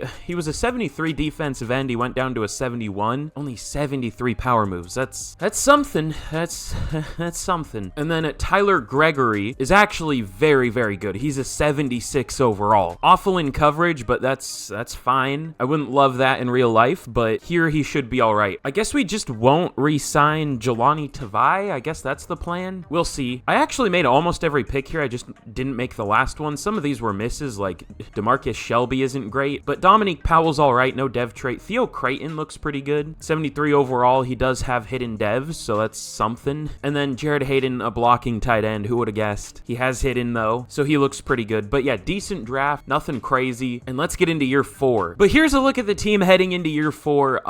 What do I even say about the team at this point? I mean, y'all saw what we did to it. I mean, it's the offense is the same as last year, just with Delonte Rogers as the wide receiver 3, who probably has star dev, so we're probably going to need to sign a receiver, but maybe he can magically win Rookie of the Year or something. I guess you never know. The defense is also entirely the same, other than we don't have Khalil Mack anymore. What did I do this offseason? We just didn't really do anything to the team. I guess we couldn't. It's already good enough, but yeah, I mean, this is the team, that is for sure. I'm still not going to make any crazy trades for players, because like we don't need to, and we don't really have the cap space, but if we're underperforming at the midseason, I'll trade for somebody. Probably a corner or a D lineman. I don't know. I guess it depends on what's underperforming. But let's let's get to the midseason point and we will see what our record is this year. All right, well, we are going to be trading a first-round pick for Jair Alexander and a third-round pick. The reason we are doing this is because, shocker, we're underperforming at the midseason. A really high overall team is underperforming in Madden simulation. That's never happened before. That hasn't happened every single year of this rebuild so far. I don't know why I play this game. It literally drives me insane. So hopefully that helps out the defense, because it definitely hasn't been great. We might try a new defensive playbook, because honestly, other than like one season, our defense as a whole has been pretty bad. I guess overall our defense isn't too bad. Ranked number 13. We also lead the league in sacks, but I don't know. There's just something wrong. I don't know what to do. I was torn between trading for a player and just trading everyone away. Maybe trading everyone away would have been the move. I don't know. I guess we'll find out. But we have some re-signings to worry about too, and who is going to be here? Well, I already know who's going to be here. It's Josh Jacobs. Oh, we immediately have to re-sign Jair Alexander. At least he's interested. I'm surprised he is. NIX, Cooper Beebe, Mekhi Wingo, DJ Reed, Jelani Tavai, Colton Miller. Most of our good players we have to re-sign. I guess we'll start with Josh Jacobs, 3 years, 62 mil. We're not going to have much money. We're already down to 56 mil. I mean, we'll give Jair a 3-year, 65 mil deal, and he does take it, and NIX is really cheap. What's he ranked for quarterbacks? Is he like 30th or something? 23. Why is he so cheap? I mean, I'll take it. I don't feel like he should be that cheap, but I'll take it. I might as well sign him for like a 7-year deal, because he is the point of this rebuild. 7 years, 102 mil. He takes it. Cooper Beebe, 3 years, 42 mil. He takes it. And we are out of money. I think we'll be able to free some up. I hope, because we still have Colton Miller, DJ Reed, Mekhi Wingo. Jelani Tavai I'm not too worried about, but I think we'll be able to free up money at the end of the year. So we'll get to the end of the season, and hopefully we improve in the second half of the year. That's really all I can do is hope. Okay, well, something needs to change, because we finish at 7-10 with, oh my god, the Chiefs went 17-0. All right, we finish 7-10 with the tied for the best roster in the league. The Chiefs also have an 89, and if we actually performed as well as we should have, we probably would have been a 90, at least. The Texans also have an 89. They've become really good here. So the Chiefs finish 17-0, and we have as good of a roster, and we finish 7-10. Thanks, Madden. That's cool. NIX wasn't necessarily the problem, but he wasn't the solution. 3,400 yards, 21 touchdowns, 9 picks. Just meh every year. Not bad enough to complain about, but not good enough to, like, care about. He's just whatever. Josh Jacobs, 1,500 yards, 5 per carry, 17 touchdowns. He was good. Brandon Ayuk, 900 yards. Cool. Not much outside of him. The blocking wasn't great. I mean, this isn't bad for real life. Well, I don't know. Colton Miller definitely wasn't great. And then on defense, Jelani Tavai had 104 tackles, TFLs 12 for Crosby and Reader, 11 for Wilson and Wingo, and then sacks 10 for Crosby, 12.5 for Wingo, of course in a contract year, 9 for Tyree Wilson. He was actually really good. Sometimes he's terrible in sim, and then sometimes he's a monster, so hopefully we can get the monster version of him. I don't know. And then interceptions, 1 for 5 players. Okay, that was our problem on defense, apparently. No picks. But MVP goes to, wow, this is a simulation. The Yak Merchant Brock Purdy wins MVP. That's a dark day. I'm gonna get a drone strike sent on me or something. Oh, that's cool. Tracy Carey at number 5. This game hates me. This game hates me so much. Josh Jacobs up there at number 10 for Offensive Player of the Year. Defensive Player of the Year goes to Alex Hyde. This game hates me. Max Crosby at number 2 for Defensive Player of the Year. What did I do? I mean, I know I talk shit on it, but like, be good. I don't know. Some old man wins Offensive Rookie of the Year. He genuinely looks 65 years old. Like, how is that a player face? I don't understand. Delonte Rodgers all the way down at number 8. Defensive Rookie of the Year goes to AJ Nowak for the Colts. This is fun. I'm having a good time. I'm enjoying myself. All right, well, in the Super Bowl, I mean, who cares? The Falcons beat the Bills. That should be us. Let's be real. We should be winning the Super Bowl. We have the best roster, or well, we would have the highest overall team if we actually got the morale for, performing well like we should have, but we just, I don't know what to do. What can I do at this point? Our secondary was struggling, our pass D was struggling, so I traded for a corner at the midseason and we still sucked. So it's like, what more can I do at this point?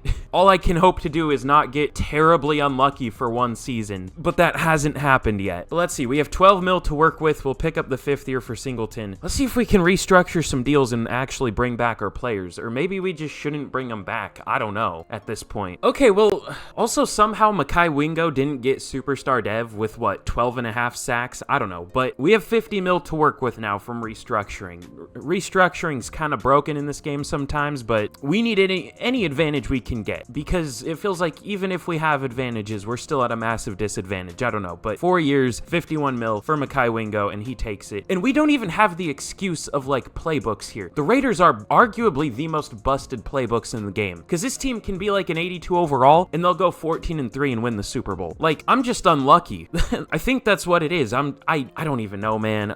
There'll come a day where I'm just numb to it and I'll just entirely stop complaining and accept it, but today is not the day yet, at least. Colton Miller, 3 years, 88 mil, cool. Can't wait for him to allow 15 sacks next year. That'll be awesome. DJ Reed, we can't quite afford. How about a 6-year, 67 mil? Okay, no, we can't afford it. Can I restructure the deals I just signed? I can. That's interesting. I wonder if there would be a better corner option available than DJ Reed. How did he do this last year? I mean, like 6 pass deflections. That isn't that good for real life, but we can't compare Madden stats to real life because this game isn't realistic at all. Let's get into the offseason. I feel like this happened the last time I did a rebuild. I just complained every year because we underperformed every year. Okay, there is not a better corner option available. Ooh, we could get Jalen Polk, maybe. I mean, not that that would be that much of an upgrade. I don't know if I want to do that. I don't know. There's just, what can we do at this point? I guess we'll re-sign Eric Armstead because he was really good for us at one point. Actually, how much is Jelani Tavai's a little too he doesn't have any offers though, but he's a little too expensive. We'll see if these two want to sign, and even though we have a lead, DJ Reed goes to the Broncos. Yeah, that makes sense. The contract offers take literally everything into account, yet he doesn't take the highest one. I love this game. Smile. Nothing wrong with it at all. Okay, well, we need a corner now. Do we, though? I mean, we have corners. Harrison isn't that much of a downgrade from DJ Reed. We're fine. It'll be okay, I hope. But let's get to the draft, and honestly, I don't know what we're gonna do in the draft. We'll see. I mean, I know Bo Nix is gonna be in the title and thumbnail of this video, but I'm like, at what point do we just, give up on that experiment? Like, he hasn't been bad. I guess maybe he's just not putting up numbers because of the offense, but also, like, I've seen quarterbacks go crazy in this offense. It's just because I'm using it. It doesn't work. But here in the draft, we pick at number 10 in the second round because we don't have a first round pick because we traded it for Jair Alexander to make our defense better. I love this game. It's the best. Unfortunately, there aren't really any good receivers. There's George Weaver, who's a first to second round talent, and Jalen Black, but neither of these guys will start. Oh yay, another broken face. Another broken thing in this game. Who would have guessed? Shocker. I just wish there was a good football video game, man. Like, ooh, the guy with the broken face actually looks really good. Earl Overton, elite strength, good ratings, not the best finesse, but who cares? Let's take him. Hidden Dev, 93 strength, cool. Let's see if there's a corner. Ooh, there is. Lamar Peoples. Oh, he is so slow. Okay, maybe not. He's still probably decent. Yeah, that speed just isn't great. Ooh, there's Emmett Black too. I feel like I've seen another corner with this name before. He's a little better though. Is he better?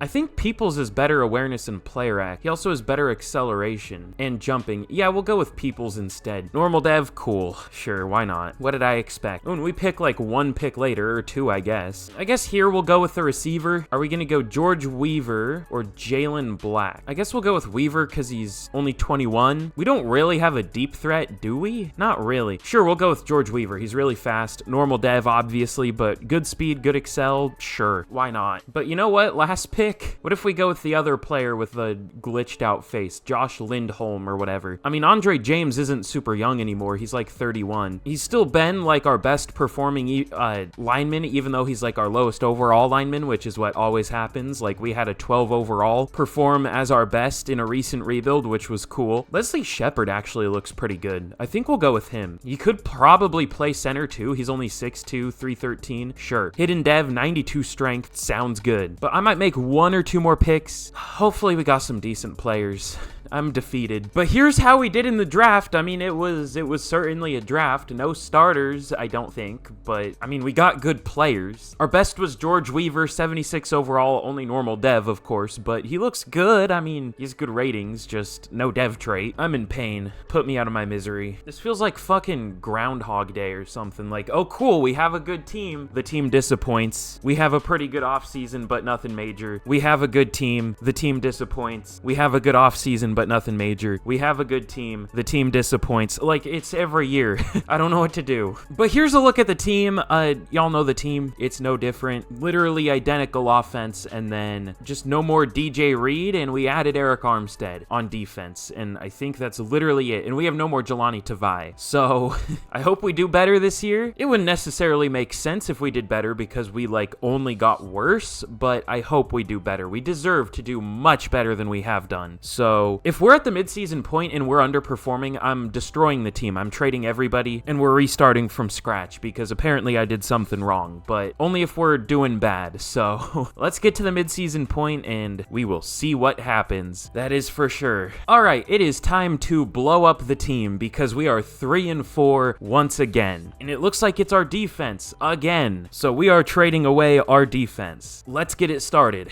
We are going to trade Nate Hobbs to the Patriots for a 3rd round pick. We're going to trade Jair Alexander to the Raiders, or no, to the Vikings for a 2nd round pick. We are also going to trade Trayvon Merrick for a 2nd round pick. We're going to trade Robert Spillane for a 4th round pick. We are also going to trade DJ Reader for a 4th round pick. We are going to trade Eric Armstead for a 3rd round pick. We're going to trade Thayer Munford for a 2nd round pick, which is maybe a little bit too much, but I don't care at this point. We're going to trade Andre James for a 4th round pick. God, I am close to trading Bo Nix. I know I can't, but and then I think that's all the trading will do. So we should be a much worse overall now, but more of a young team. We're still in 86. I mean, we should still do well. We won't. We're going to finish like 5-12. Let's change our defensive playbook. Our defense had one good year and it's been absolute shit ever since then. I mean, I've been using the Rams. Sometimes it's good. Sometimes it's bad. We'll see what happens. Honestly, how has Singleton performed? Because I think he's in a contract year. Oh my God, he's been terrible. His rookie year was his best by far. All right, well, did we play him at strong safety his rookie year? Maybe that's what did it, but it looks like he is the best free safety in the, well, no, there's Antoine Winfield, but I think, oh no, he's like 4th best. I don't care though. We're going to take a 1st and a 2nd from the Browns for Singleton. We're really just resetting this defense. I mean, why not? We have a trade offer for Troy Franklin. I mean, I forgot I even signed him. Ooh, there's an X Factor tight end. That's interesting. Ooh, there's an 82 overall left guard. Interesting. Sure, why not?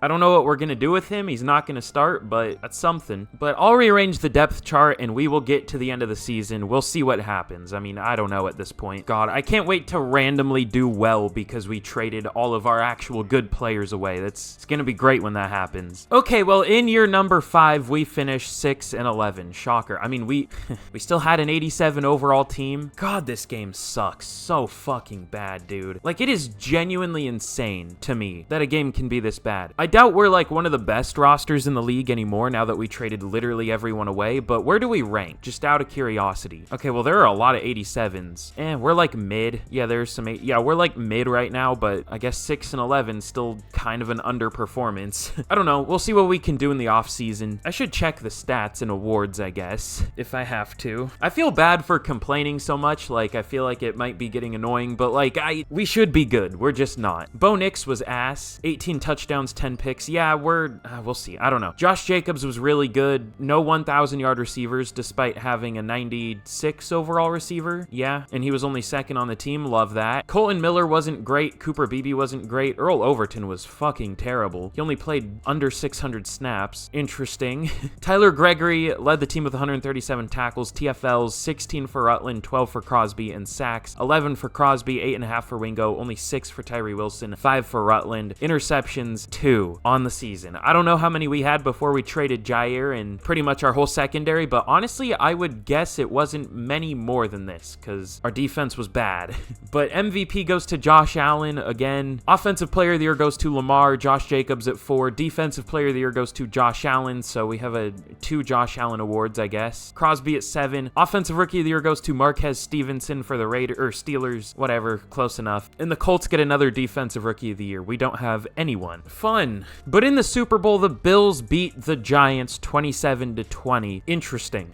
And we have negative 13 mil to work with to re-sign our players. That's cool. I wish I traded Tyree Wilson at the midseason. I was thinking about it, but I was like, he was pretty good last year. He was not good this year. We'll see if we can free up money, but honestly, this might be another offseason of kind of just trading everyone. Or I guess not another offseason, offseason of it, but we might do kind of what we did at the offseason, or at the midseason, for the offseason. I wish I could think. Okay, and we are unfortunately gonna be giving up on Bo Nix. He was, like, legitimately bad this last year. Every year, I mean, we can blame the scheme for, like, the lack of stats, I guess, the lack of production, but this year he was just bad, straight up. And I want to keep it realistic. A team wouldn't hold on to a quarterback for this long playing as mid as he has. So we're going to send him to the Seahawks for a second-round pick. Now, it is the second-round pick, or the first pick in the second round, so hopefully we can do something with that. God, this team is terrible now. It'll probably perform better than it was, though. It did very much hurt our cap space to trade Bo Nix, but, like,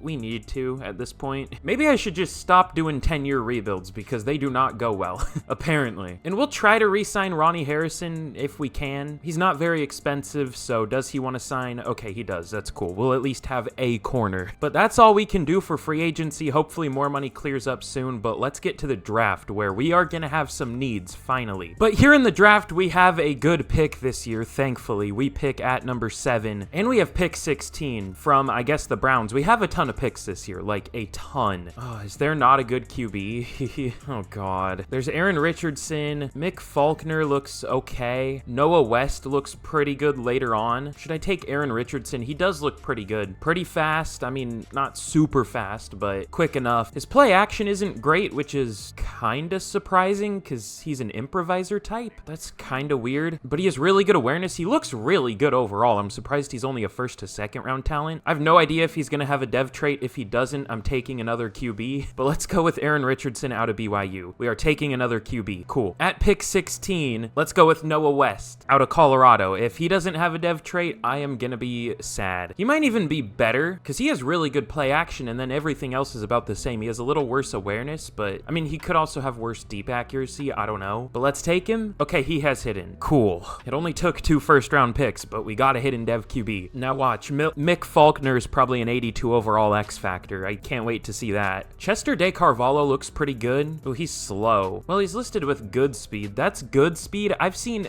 God, I'm not even going to get into that. Never mind. Let's not. Bro, literally, this is what I was just saying. Chester De Carvalho has good speed and ran a 4.52. Spencer Russell ran a 4.43 and a 4.36 at his pro day and only has solid speed. I mean, he has elite acceleration. Bro, that is so fucking stupid. Oh my God. Whatever. That was literally the exact point I was gonna make. The game proved it for me right there. That's so dumb. Ooh, Leon Goodson looks really good. Probably gonna have normal dev, or what's his injury? A to B and show, okay, he might have normal, but I think he's a good overall. Let's take him. No, he has hidden 93 speed, 94 excel, 69 strength. Nice. That guy looked really good. Oh God, there's that face again. This certainly is a game of all time. I can say that. Might be up there with the worst. Fully deserving of the like 1.6 rating it has on whatever. I don't know. Ooh, this safety also looks really good. Jalen Stokes. Ooh, he just looks almost the same as the last guy we took, maybe a little tiny bit worse. I don't know, he still looks good though. When's our next pick? Pick 16 in the second round? What does Joe Johnson look like? Pretty good. I kind of like Stokes more though. It's close, but let's go with another safety who looks really similar. Jalen Stokes. Another hidden dev. Cool. I miss the old kind of scouting, I'm not gonna lie, because, I don't know, you just wouldn't have to focus on one position. You could actually, you know, scout a ton of different guys like teams actually do in real life. Teams don't only scout one position.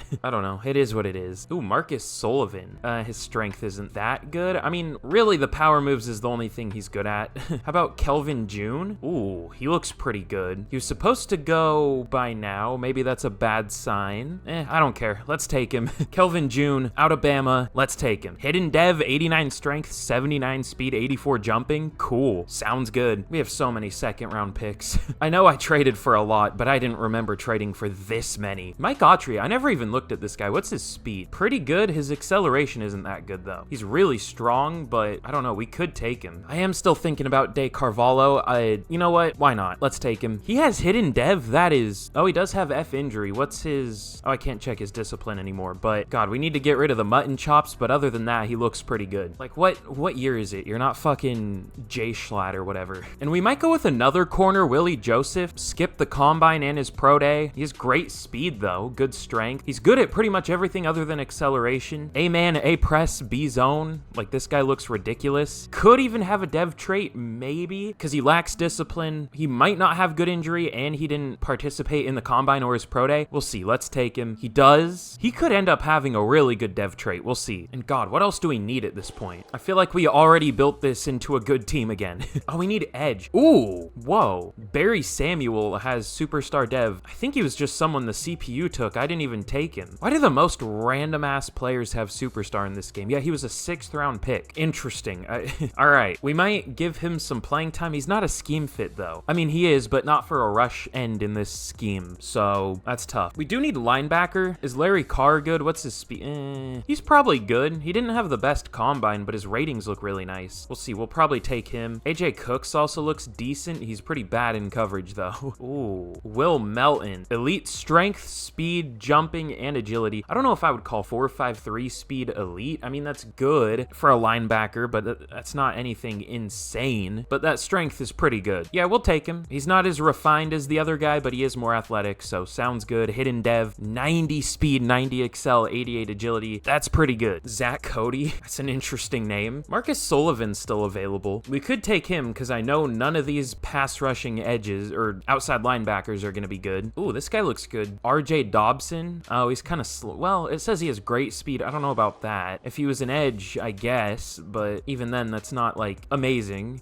We don't need another linebacker. Let's take a chance on Sullivan. I don't think he's great, but he has a power move, so we'll take a chance. He does have hidden. That's surprising. Okay, sure. But I'll make probably a couple more picks, and I will see y'all for the draft recap. Okay, well, here's how we did in the draft. It was something.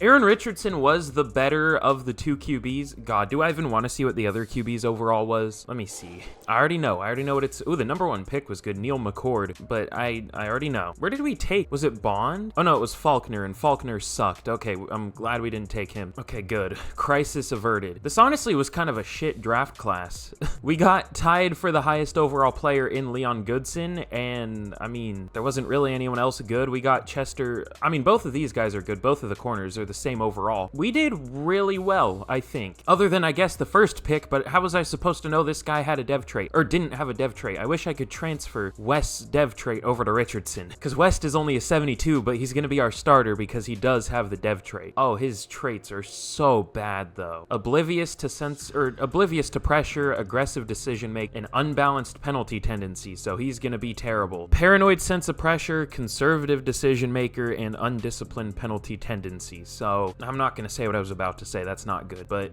they both have like equally negative traits, so I think we'll go with West. But yeah, Leon Goodson, very good player. Jalen Stokes isn't as good as I thought he would be. I figured Goodson would be in the 80s. I kind of thought Stokes would be close-ish. I thought he'd be like a 78, only a 75, but that's not bad. Kelvin June is a 75. Both of the corners are a 77. Will Melton's better than I thought he would be at a 76. His block shedding's just really bad, and he's not very good in coverage, but I mean, other than that, he's pretty damn good. Marcus Sullivan was a 74 at defensive end, went down to a 72, but that's not bad. For the 3rd round, like, that's pretty good with a dev trait. Earl Scott's whatever. I can't remember which players I showed. I think Sullivan was the last one, but Scott had a dev trait. Edward Wise had a dev trait. I thought he would be a higher overall. He looked kind of crazy. Evan Lamb, did he have a dev trait? I think he did. Yeah. And then the last pick I made was Vernon Tomlinson. Okay, he didn't have a dev trait. And the CPU did something goofy, by the way. It's like, okay, we already took a pass rusher, so let's take 3 speed rushers in a row.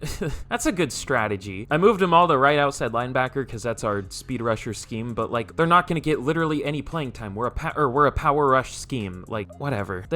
We have pass rushers and we have running backs. So what does the CPU do? Three speed rushers and 2 running backs. Thanks, EA. That's logical. All right, let's get into year number 6. I'm about sick of this game. Okay, well, here we are heading into year number 6, and the crazy thing is, despite trading literally like our entire team away, especially on defense, or I guess it was mostly our defense, but despite that, we're still an 86 overall. And look at the dev traits on our defense now. Like, half of our defense is rookies with a dev trait. I feel like we crushed that draft. I mean, we could be looking amazing just at the end of this year. Now, will the team actually perform? Probably not. But at this point, if we don't perform, I don't care. I'm just going to try to build the highest overall team I can. Like, I'm giving up on performance. We're just going to try to build a ridiculous team. We'll see what we can do there. So if like someone underperforms, I probably won't get rid of them unless they are actually like a bad overall or something. Should I go full like crazy crazy with this team. And like, even if someone does well, if they're older and not a great overall, I'll get rid of them. I might do that. We might go like full just highest overall team possible. We'll see. I don't know. Let's get to the midseason point. Hopefully we have a good record. If not, whatever.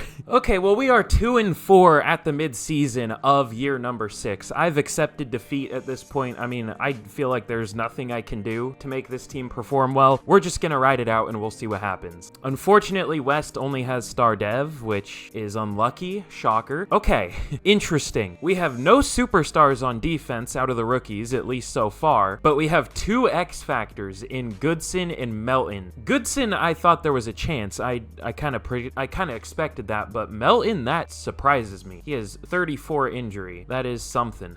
But yeah, Goodson looks really good too. Will he play well? No, but the dev trait looks nice. And who do we have to re-sign? Harold Clancy, I'm good. Dwayne Ellis, I'm good. Max Crosby will bring back 3 years, 72 mil. He re-signs for some reason. I wouldn't. And then everyone else is like backups. Yeah, really not many players to re-sign this year. So let's get to the end of year 6 and we will see how we finish. Okay, well, we actually rebound a little bit and we finish 8-9. Now we had the 22nd scoring offense in the league and the 31st scoring defense. That's cool with an 89 overall team. That's awesome. Noah West was shit as a rookie. 3,200 yards, 16 touchdowns, 12 picks. Josh Jacobs, almost 1,600 yards, 5.6 per carry, 12 touchdowns. Brandon Ayuk, not even 1,000 yards, only 5 touchdowns. Earl Overton wasn't great. Cameron Hodges was kind of terrible. Our O-line there was nobody that was like ridiculously bad, but nobody did well necessarily. Will Melton as a rookie finished with 131 tackles. Now that's like all he did, but at least he got 131 tackles. TFL's 20 for Mekhi Wingo, 16 for Rutland, 10 for Crosby, and sacks. 16 for Crosby led the team, 5 for Wingo and Sullivan, 4 for Rutland. And interceptions, we had 3 total on the season, 2 for Stokes and 1 for Joseph. If I speak, I will be in trouble.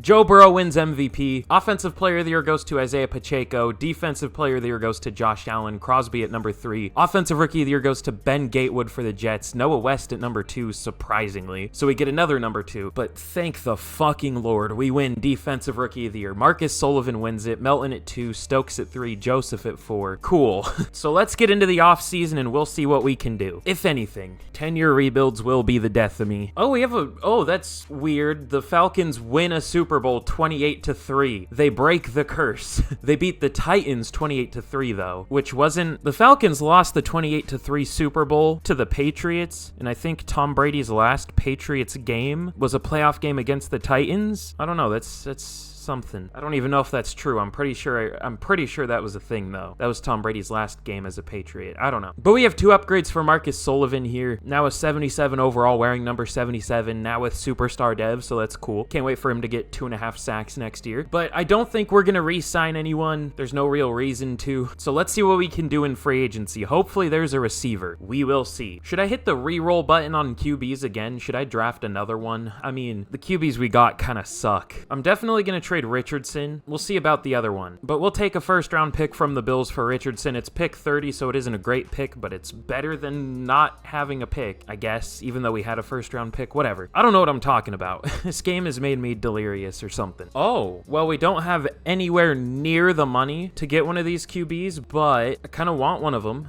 Not gonna lie. I don't think we can even free up the amount of money we need, like, possibly. We'll see. We'll at least try to free up some money for something. Just kidding, it looks like everybody's in the last year of their deals, so I don't think I can restructure. Cool. Okay, well, we're gonna try to sign Josh Downs. That's like all we can do though, but he's an 88 overall with superstar. He might hit a 90, I guess. I mean, he's already 29 years old, so maybe not, but yeah, we unfortunately can't go for anyone in the massive QB class that's here. I mean, we could go for Kyler, but I checked his stats and he didn't do very well, or he hasn't done very well so far, so I'm good on that. I don't want to be in another Bo Nix situation, but let's see if we can sign Josh Downs. He doesn't sign. Okay, now, good Lord, I thought he wasn't going to sign. I would have maybe quit the video right there. That might have been it. That might have been my 13th reason. I don't know. But we do finally get a at least pretty good number 2 receiver again. Who's this? Braden Cook. He must have been on our practice squad or something. I don't know. Maybe we'll start him. You never know. Might not even be the worst option at this point. But now let's get to the draft. Damn, Trey Wingo goes up to an 88 at defensive tackle. I don't know why I didn't do that sooner. I mean, this team is low-key really good again, but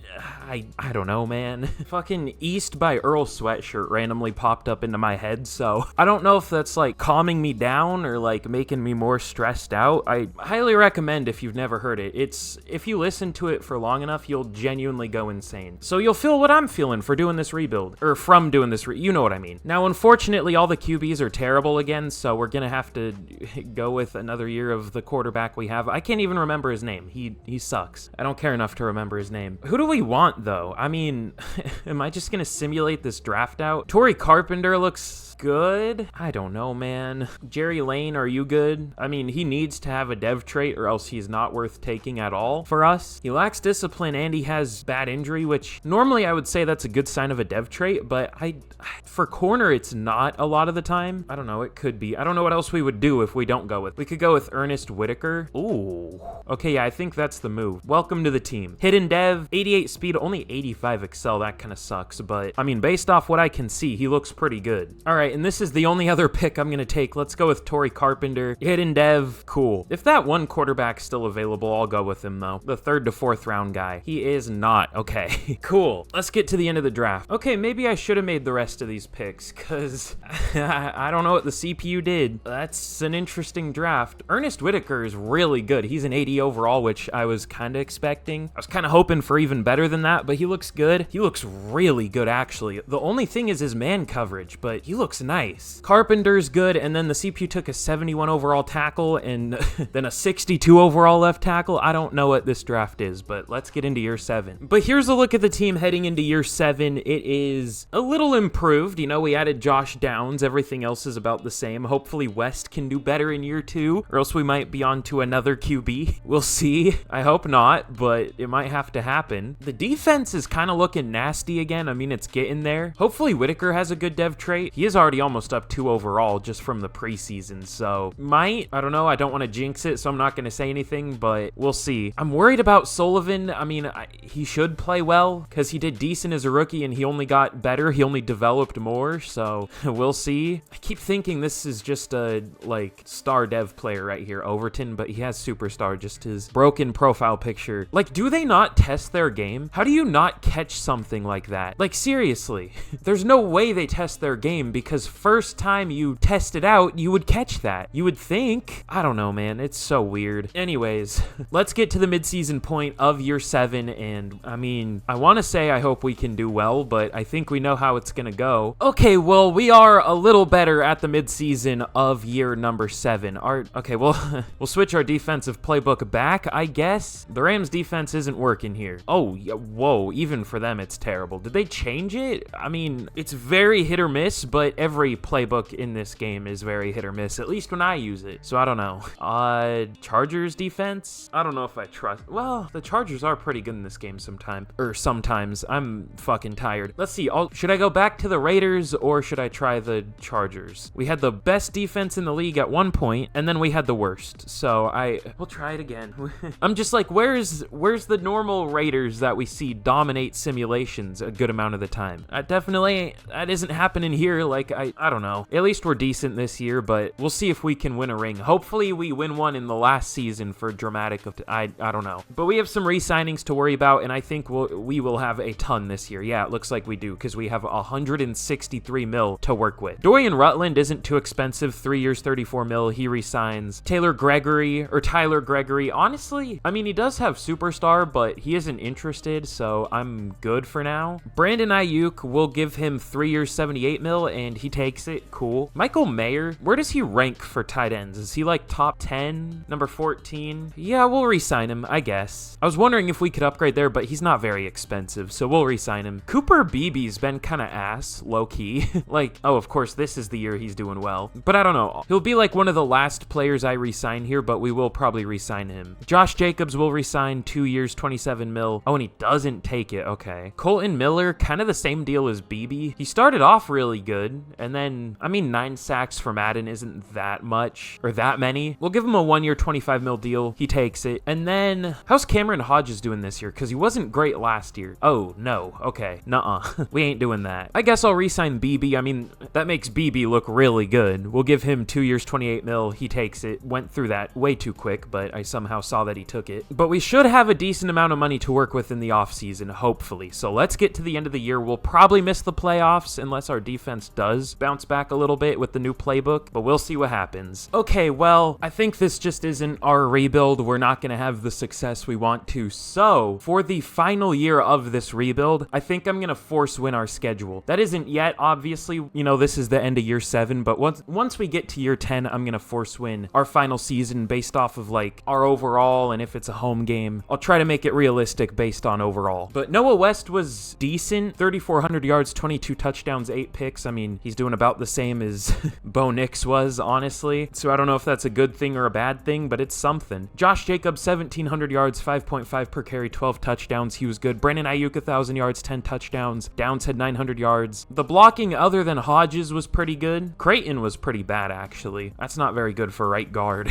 But Tyler Gregory, 122 tackles, led the team, 110 for Melton. TFLs, 18 for Wingo, 15 for Crosby and Rutland. And then sacks, 12.5 for Max Crosby. Oh boy, did I call something. Mekhi Wingo with 9.5 and 2 for Marcus Sullivan, despite having 5 last year and only getting better in overall and having a better dev trait. So that's cool. And then we had 4 total interceptions on the season. That sounds about right. Maybe I should just force win for the final 3 season. We'll see. But Cole Cousins for the Cowboys wins MVP. So an actually non-real life quarterback wins MVP. That's pretty rare. I guess we're pretty far in the future, but still. Offensive player of the year goes to Jonathan Taylor for like the 20th time. Defensive player of the year goes to Tyrone Pearson for the Patriots. Crosby at number 3. Wingo at number 9. Offensive rookie of the year goes to Miles Kirkland for the Browns. Defensive rookie of the year goes to Stephon Tiller for the Patriots. Whitaker at number 4. Let's see what our dev traits are. I don't think we had any hidden starters on offense, but Whitaker does have X Factor. He's not a scheme fit for some reason anymore. Oh, he developed into an 85 zone safety too for some reason, but so now we do have 2 X Factor safeties like I kind of expected. I didn't want to say anything, but that's huge. What other hiddens did we have? Oh yeah, we have Carmen, but he's a backup.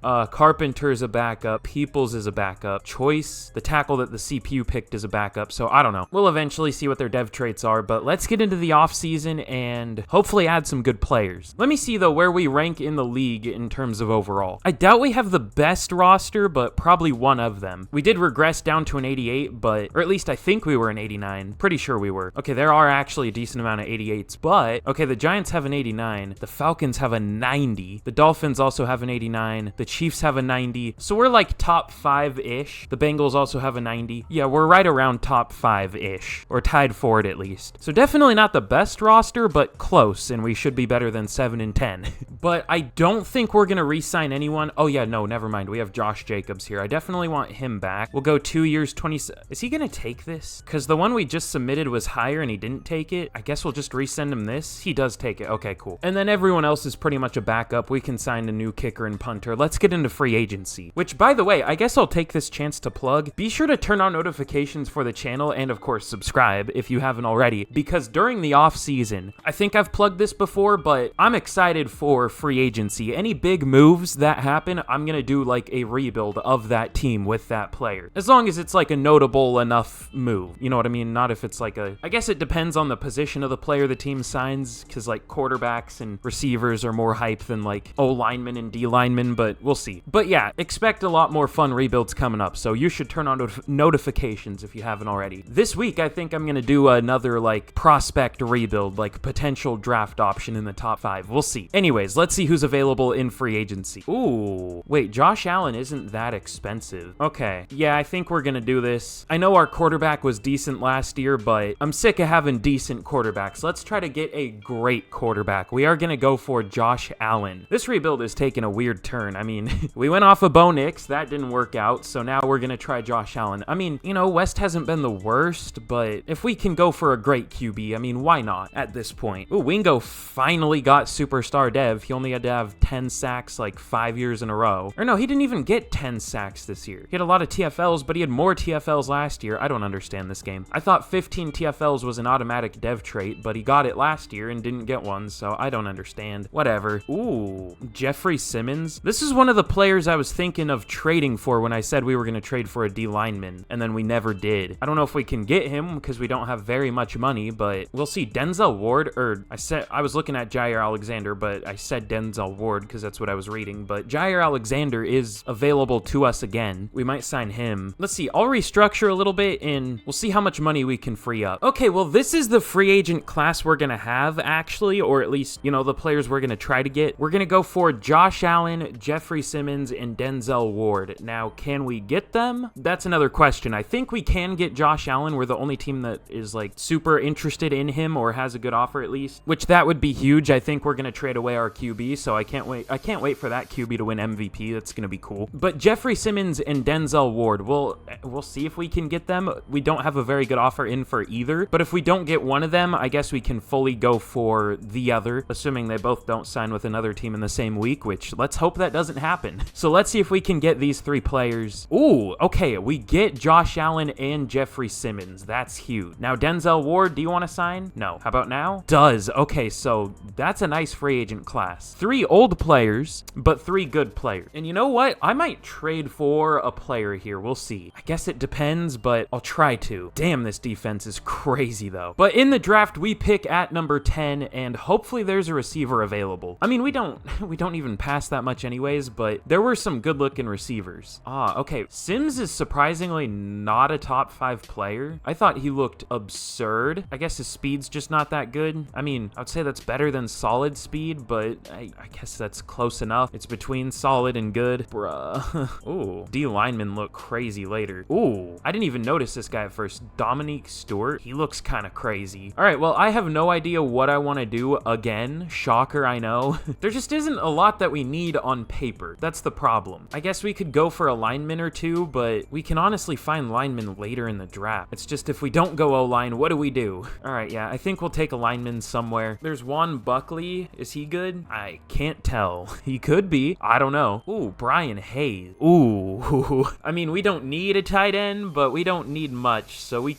might take him. God, we don't even use our starting tight end, though. Maybe we shouldn't. I'm close to switching the defense or offensive playbook. I know it's good, but it isn't, I don't know, it is good. It's just usually better. That's the thing. We might still go Terrell Sims. What's his dev trait gonna be? F injury? What's the shows good discipline, though? And needs to work on simple okay, this guy might have normal dev. What's our receiver depth looking like? I mean, I know this would be kind of a stupid pick because, again, we don't use hardly any receivers. We barely even use our number 1. Oh, yeah, we're not going to draft a receiver. Never mind. We also have a superstar tight end, so I don't think we're going to do that. We'll just look for a center. Does Mitchell Wilbur look good?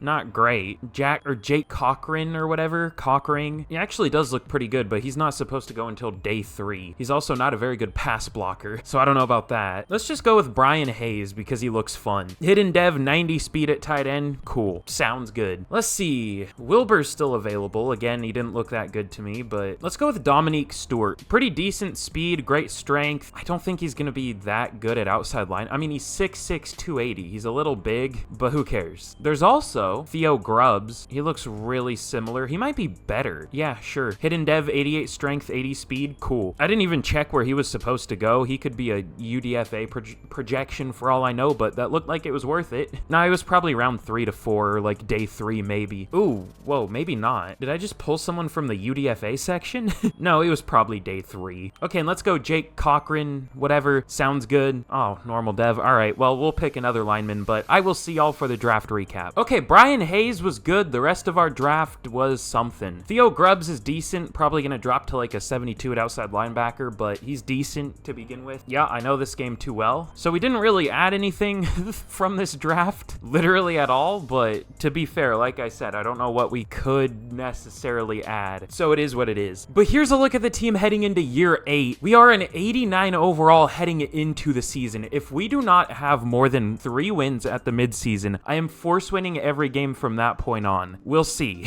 But we have a 91 overall defense, only an 88 on offense, which I guess our O-line just kind of drags us down a little bit, but it's not great, but I've seen worse. Like, we're trying Earl Scott at center. Yeah, he's like backup caliber at this point. He's 38th ranked center in the league, so he isn't great, but I mean, in real life, having a 75-star center would be pretty good. You know, other teams have developed, obviously, but we should still be doing better than we are, either way. But let's get to the midseason point of year 8, and we will see how we're doing. We'll see what happens. But at the midseason point, we are the minimum of me not force winning every single game for the rest of this rebuild. I still will for the final year, so stay tuned for that. But our offense is good. Our defense is mid, it looks like. Any important upgrades here? No. Well, let's see who we have to re-sign. Anyone important? How is Earl Overton even performing? I haven't checked. Okay, well, he was bad 1 year, but he's been actually pretty good since then. We'll re-sign him 2 years, only 28 mil, and he doesn't take it. Okay. Well, maybe I should have checked who else we have before I submitted that, because we also have Mekhi Wingo. Is that it? Colton Miller too, but Okay, Mekhi Wingo will definitely try to bring back at the end of the year, but for now we don't have the money. So let's get to the end of the season and we will see how we finish. Okay, well, in year number 8, we do make the playoffs once again, going 11-6. It's been a while, but we do make the playoffs again. Now, will we win a playoff game? I don't know, but it looks like Josh Allen is doing about as well as Noah West was, and yeah,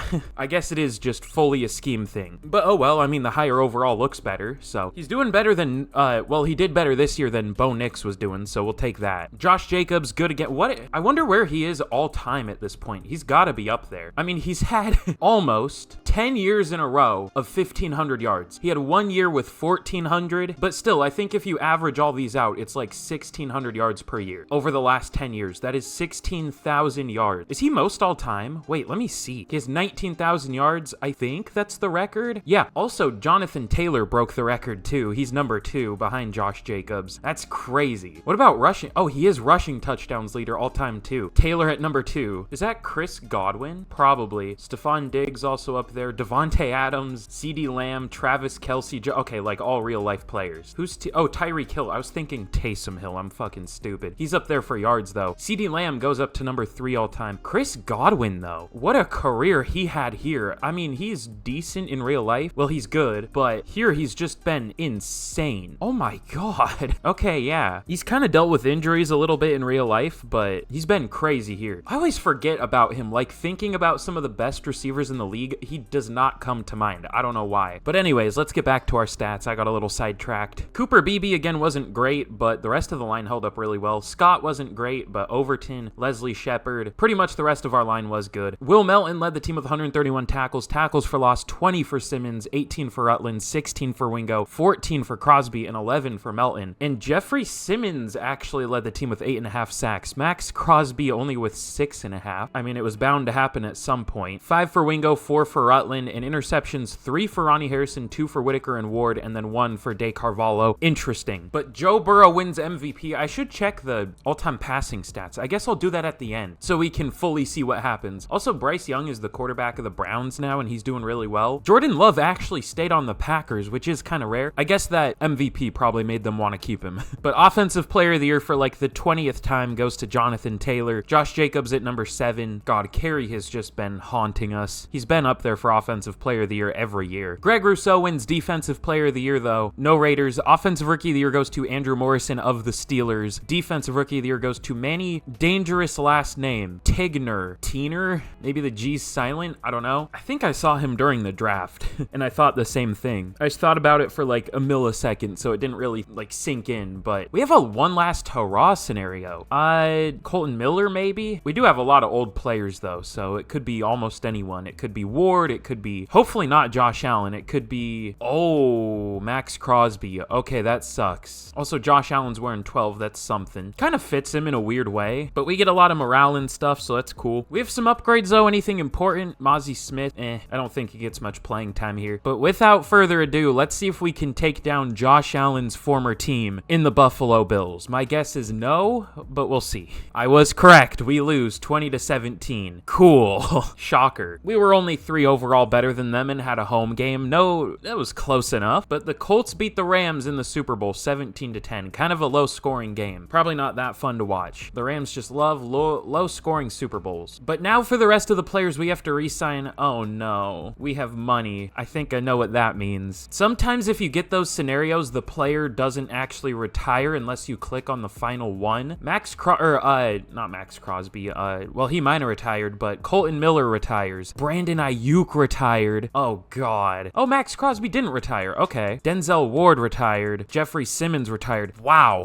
Almost everybody retired. That was old. Just not Max Crosby and Josh Allen. And I guess Josh Jacobs maybe could have too, but he didn't. We sipping that Josh out here. We got the Josh backfield and Josh wide receiver 1. I didn't realize that. We built a Josh team. Gross. That's the stupidest fucking meme ever. I don't even understand it. I don't know. I feel like an old man now. But we'll re-sign Mekhi Wingo for the final 2 years of this rebuild. 2 years, 46 mil. He takes it. Earl Overton, is he going to take neutral now? 4 years, 76 mil, and he does. I still haven't changed his picture, but that's fine. Barry Samuel has superstar, but he doesn't play, so it's like whatever. I think we're good on letting all these guys go. John Johnson, yay, there's another one now. Cool. Yeah, we'll let all these guys go. Let's see if there's anyone good in free agency and anyone that we can restructure. But here are the players we're going to go for in free agency. It's going to be Trey Smith as, I guess, the major one. He doesn't have any other offers. It looks like he's been playing well, though, and our O-line, as decent as it feels in terms of overall, a lot of teams have better ones. I think for the future, I'm going to leave O-line. Honestly, every position is kind of loaded at this point, though. This is the reason I don't like using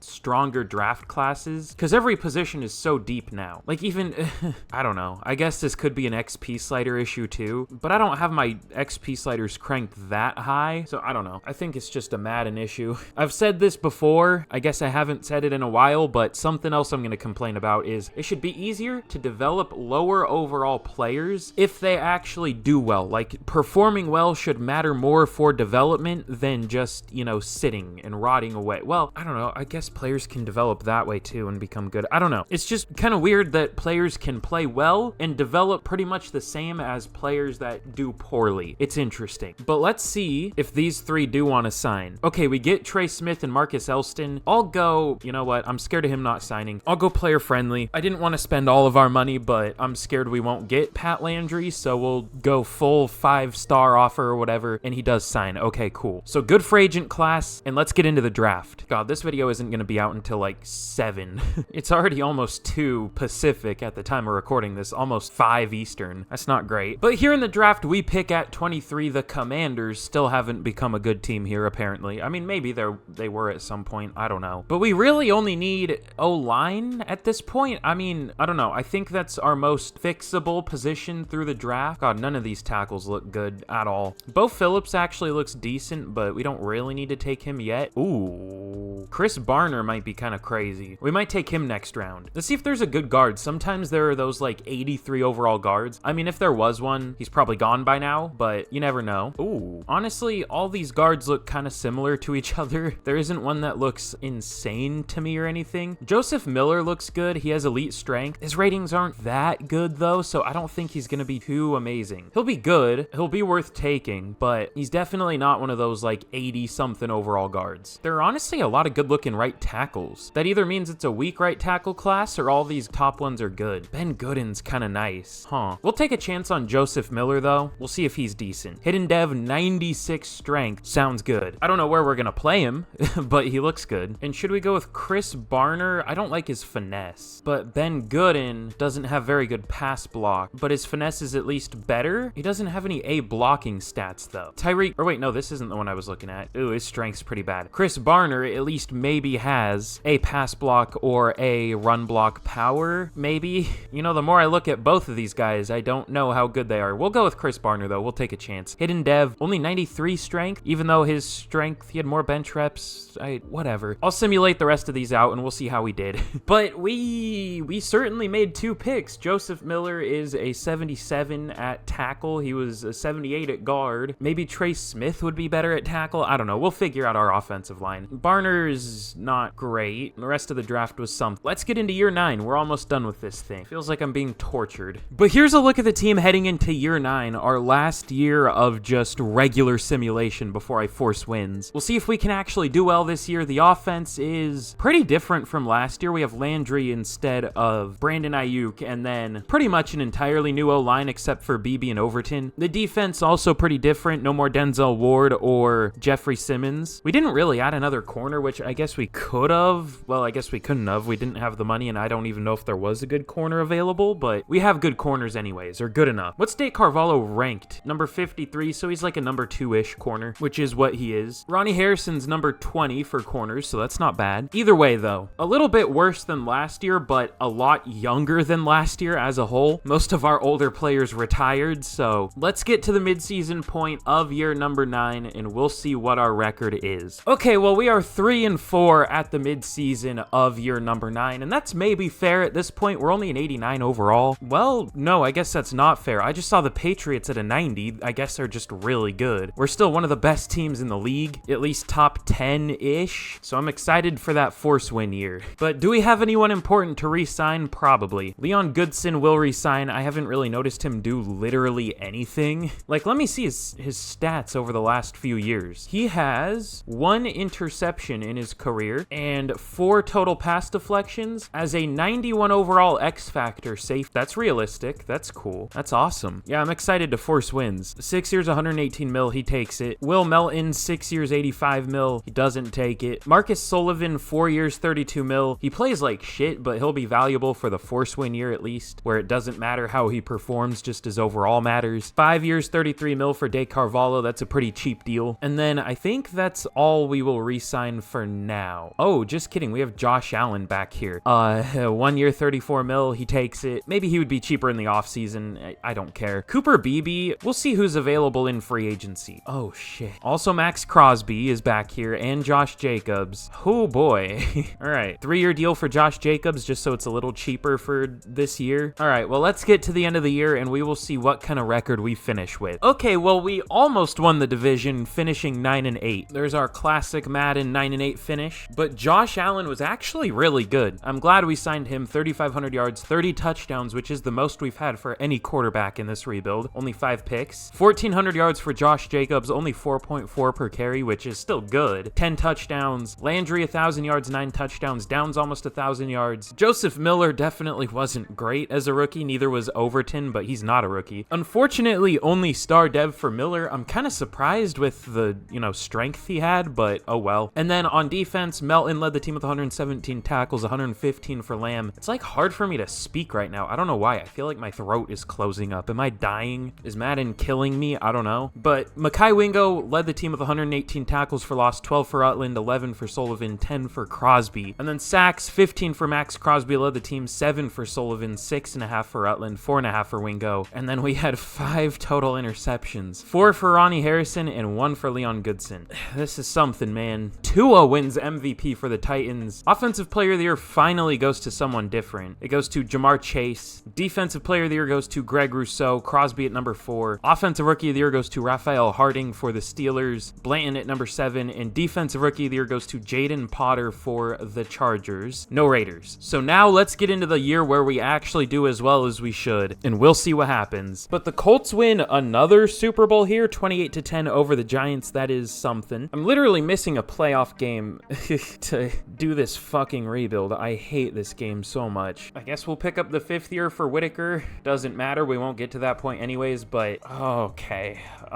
Max Crosby retired. That sucks. 5 years, 79 mil for Will Melton, and he takes it. Cool. And I'll save the rest of this money to see who's available in free agency. We could bring BB back. It depends. Let's see. Well, now at this point, this team isn't that good anymore. It's just hard to keep it up. I feel like it's hard to stay good in this game because what the good teams do in real life, the ones that stay amazing, is they have replacement plans for when they lose their big name player, or just like good starters if they lose them, if they don't have the money. They have good replacement plans in place already. In this game, you can kind of do that, but as I've said a few times before, if you don't have a player play as a rookie, they're not going to develop into a good player unless they are just insane. And even then, they'll only hit like an 85 overall or something if they play at like an MVP plus level. Like, it's crazy. So it's hard to keep a good team going. We're trying, but now all of our players are retiring, like Josh Jacobs, Max Crosby. Now we have some pretty big holes on this team, but we will see what we can do. Ooh, Jeremy Hamilton. Oh, he's a cover linebacker. Interesting. Okay, well, we're doing some stuff in free agency. We're going for Tyler Logan at center. He's a 90 overall superstar, so hopefully he's decent. Also, Tyler Linderbaum. That would be kind of cool. We'll play one of them at guard, I guess. Maybe Logan, assuming we can get both of them. We're also going to go for Alex Highsmith to replace Max Crosby. Not quite as good, but should be good enough. So we'll see if we can get these 3 players. players. Okay, well, we get Tyler Logan, and we get the other two, so this is a decent free agent class. Something I didn't even notice is Tyler Smith. I'm getting confused with names. Yeah, Tyler Smith retired, so that's unlucky, but we kind of replace him here. But let's get into the draft heading into the final year of the rebuild. But here in the draft, we pick at number 15, and we actually have a few needs on defense. Nothing major, I get, well, kinda, but nothing I'm too worried about because I think we can fill those problems here. We need a D lineman, a linebacker, and a corner. This linebacker looks okay. I think we're gonna go with the corner though. They all look pretty insane. Like literally all of them. Oh my god. Tyler McDowell. Okay, I think we'll go with him. What's Isaiah McIntosh's speed? It's pretty good. All right, yeah, we'll go with Tyler McDowell out of Tennessee. He is already 23, but who cares? Probably gonna have normal dev, but I think he's a good overall, so let's take him. Just kidding. 94 speed, 95 excel, and hidden dev. I wish he was a 94 overall. He'll probably be like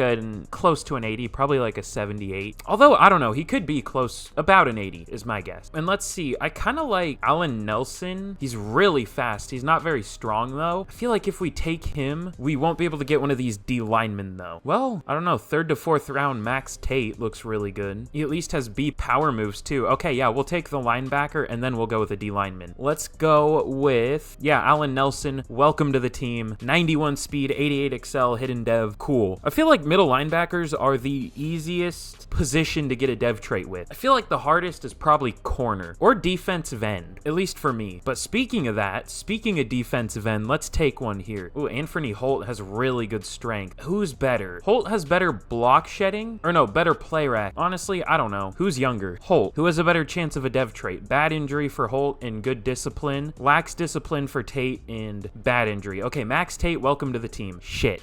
Well, I think he's a decent player either way. We'll take it. But I think I'll simulate the rest of these picks and we will see how we did. But here is how we did in the draft. Tyler McDowell, our first pick, is actually really good. He's an 81 overall with hidden dev. I'm happy with that pick. I don't know if he was the best player in the class. Let me see. There's probably someone better. Oh yeah, the number. Oh, whoa. Okay, there were some good players here. He was the 4th best player in the class. The best was Andrew Sears, 86 overall running back. What's his dev trait? Oh, only star. Okay, well, that's something still. And then the number 1 pick, Chase Kinney to the Bengals, 83 overall with also star dev. Okay, well, that's unlucky for them. But yeah, we got the 4th best player in the class, it looks like. The rest of the draft was whatever. It wasn't that interesting. So let's get into year 10, the final year of the rebuild, and we will see what the team is looking like. It's pretty good still. And oh yeah, I guess I should say this. How we're gonna do the force win season is, I used to be a psychopath, so I would do rebuilds for fun, and sometimes I would do force win ones because I got sick of Madden simulation. And how I would do it is, if a team had a home game, I would count it as +1 overall. If the teams are the same overall, I just regularly simulate it. I don't give anyone an advantage or anything. And then every 4 weeks, to keep it a little random so it isn't just straight up the best roster wins every game, every 4 weeks I would do just no force win and just see what would happen in simulation, just to, you know, keep from there being like 0-17 teams and like 17-0 teams. I thought it was a pretty good way of doing it, so that's what we're gonna do. I could maybe count a home field advantage as a +2, but I feel like every team is so close in overall here that it's pretty much gonna be guaranteed wins at home for like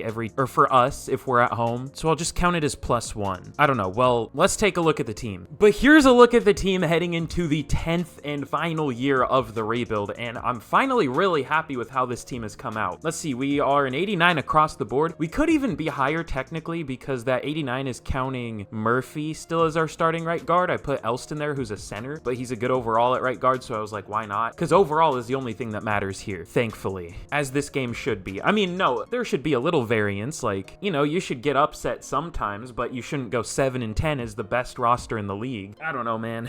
We'll see how this year goes. I'm excited. We should have a good record. So without further ado, let's get to the end of the year and we will see how our roster matches up against the rest of the league. Wow, shocker. When we win the games we should win, we finish 14-3. And now we are up to a 91 overall team. So like I said, how I did it a little different than I normally do. Instead of once every 4 weeks, I did it once every 3. So week 6, week 12, and week 18, I just let be random. And I think we won 2 of those 3. So we got kind of lucky. But yeah, I counted home games as +1 overall for the team. And if teams have the same overall from those home home games, like say we're going against an 88 and we're an 89, but they're at home, I just didn't force a win. I just let it be random. And yeah, we won against the Chargers. That was a random game. We lost against the Broncos. It was close at least. And then we beat the Browns. We went on a big win streak towards the end because I think after this game, we randomly jumped from an 89 to a 91. I don't know why.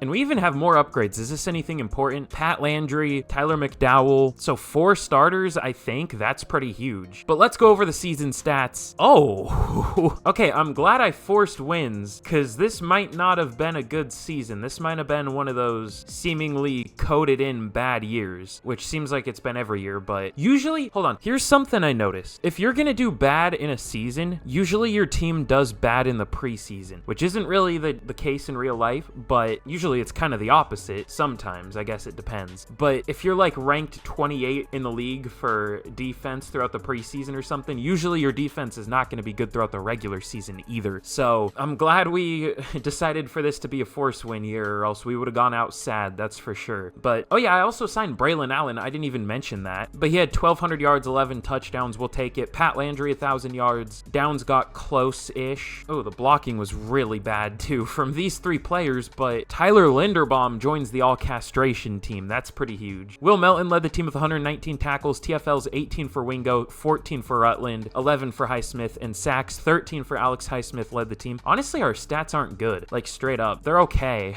But there isn't any single player on this team that I was like, wow, they did amazing. Leon Goodson did well, 3 picks, 2 for Day Carvalho, 1 for a few players, whatever. MVP goes to Lamar Jackson, now on the Bills, Joe Burrow on the Saints, that's cursed. Drake May on the Falcons up there, Caleb Williams still on the Buccaneers. But Offensive Player of the Year goes to Miles Kirkland. I think he won a Rookie of the Year. Was it last year or 2 years ago? I don't know. Defensive Rookie of the Year, or Defensive Player of the Year also goes to a former Defensive Rookie of the Year, AJ Nowak. Highsmith at number 3, we'll take that. Offensive Rookie of the Year goes to Tony Fitzgerald for the Chiefs. And Defensive Rookie of the Year goes to Allen Nelson, huge. McDowell at number 6. Let's check out our awards though. Or not our awards, our dev traits, if we got any good ones. The corner probably has star. It's kind of hard to get a really good dev trait for a corner, but maybe he is better than star. I don't know. Okay, that's, that looks sus. I'm a master of just having this game prove me wrong, I guess. McDowell has X Factor. I didn't see that before, I promise.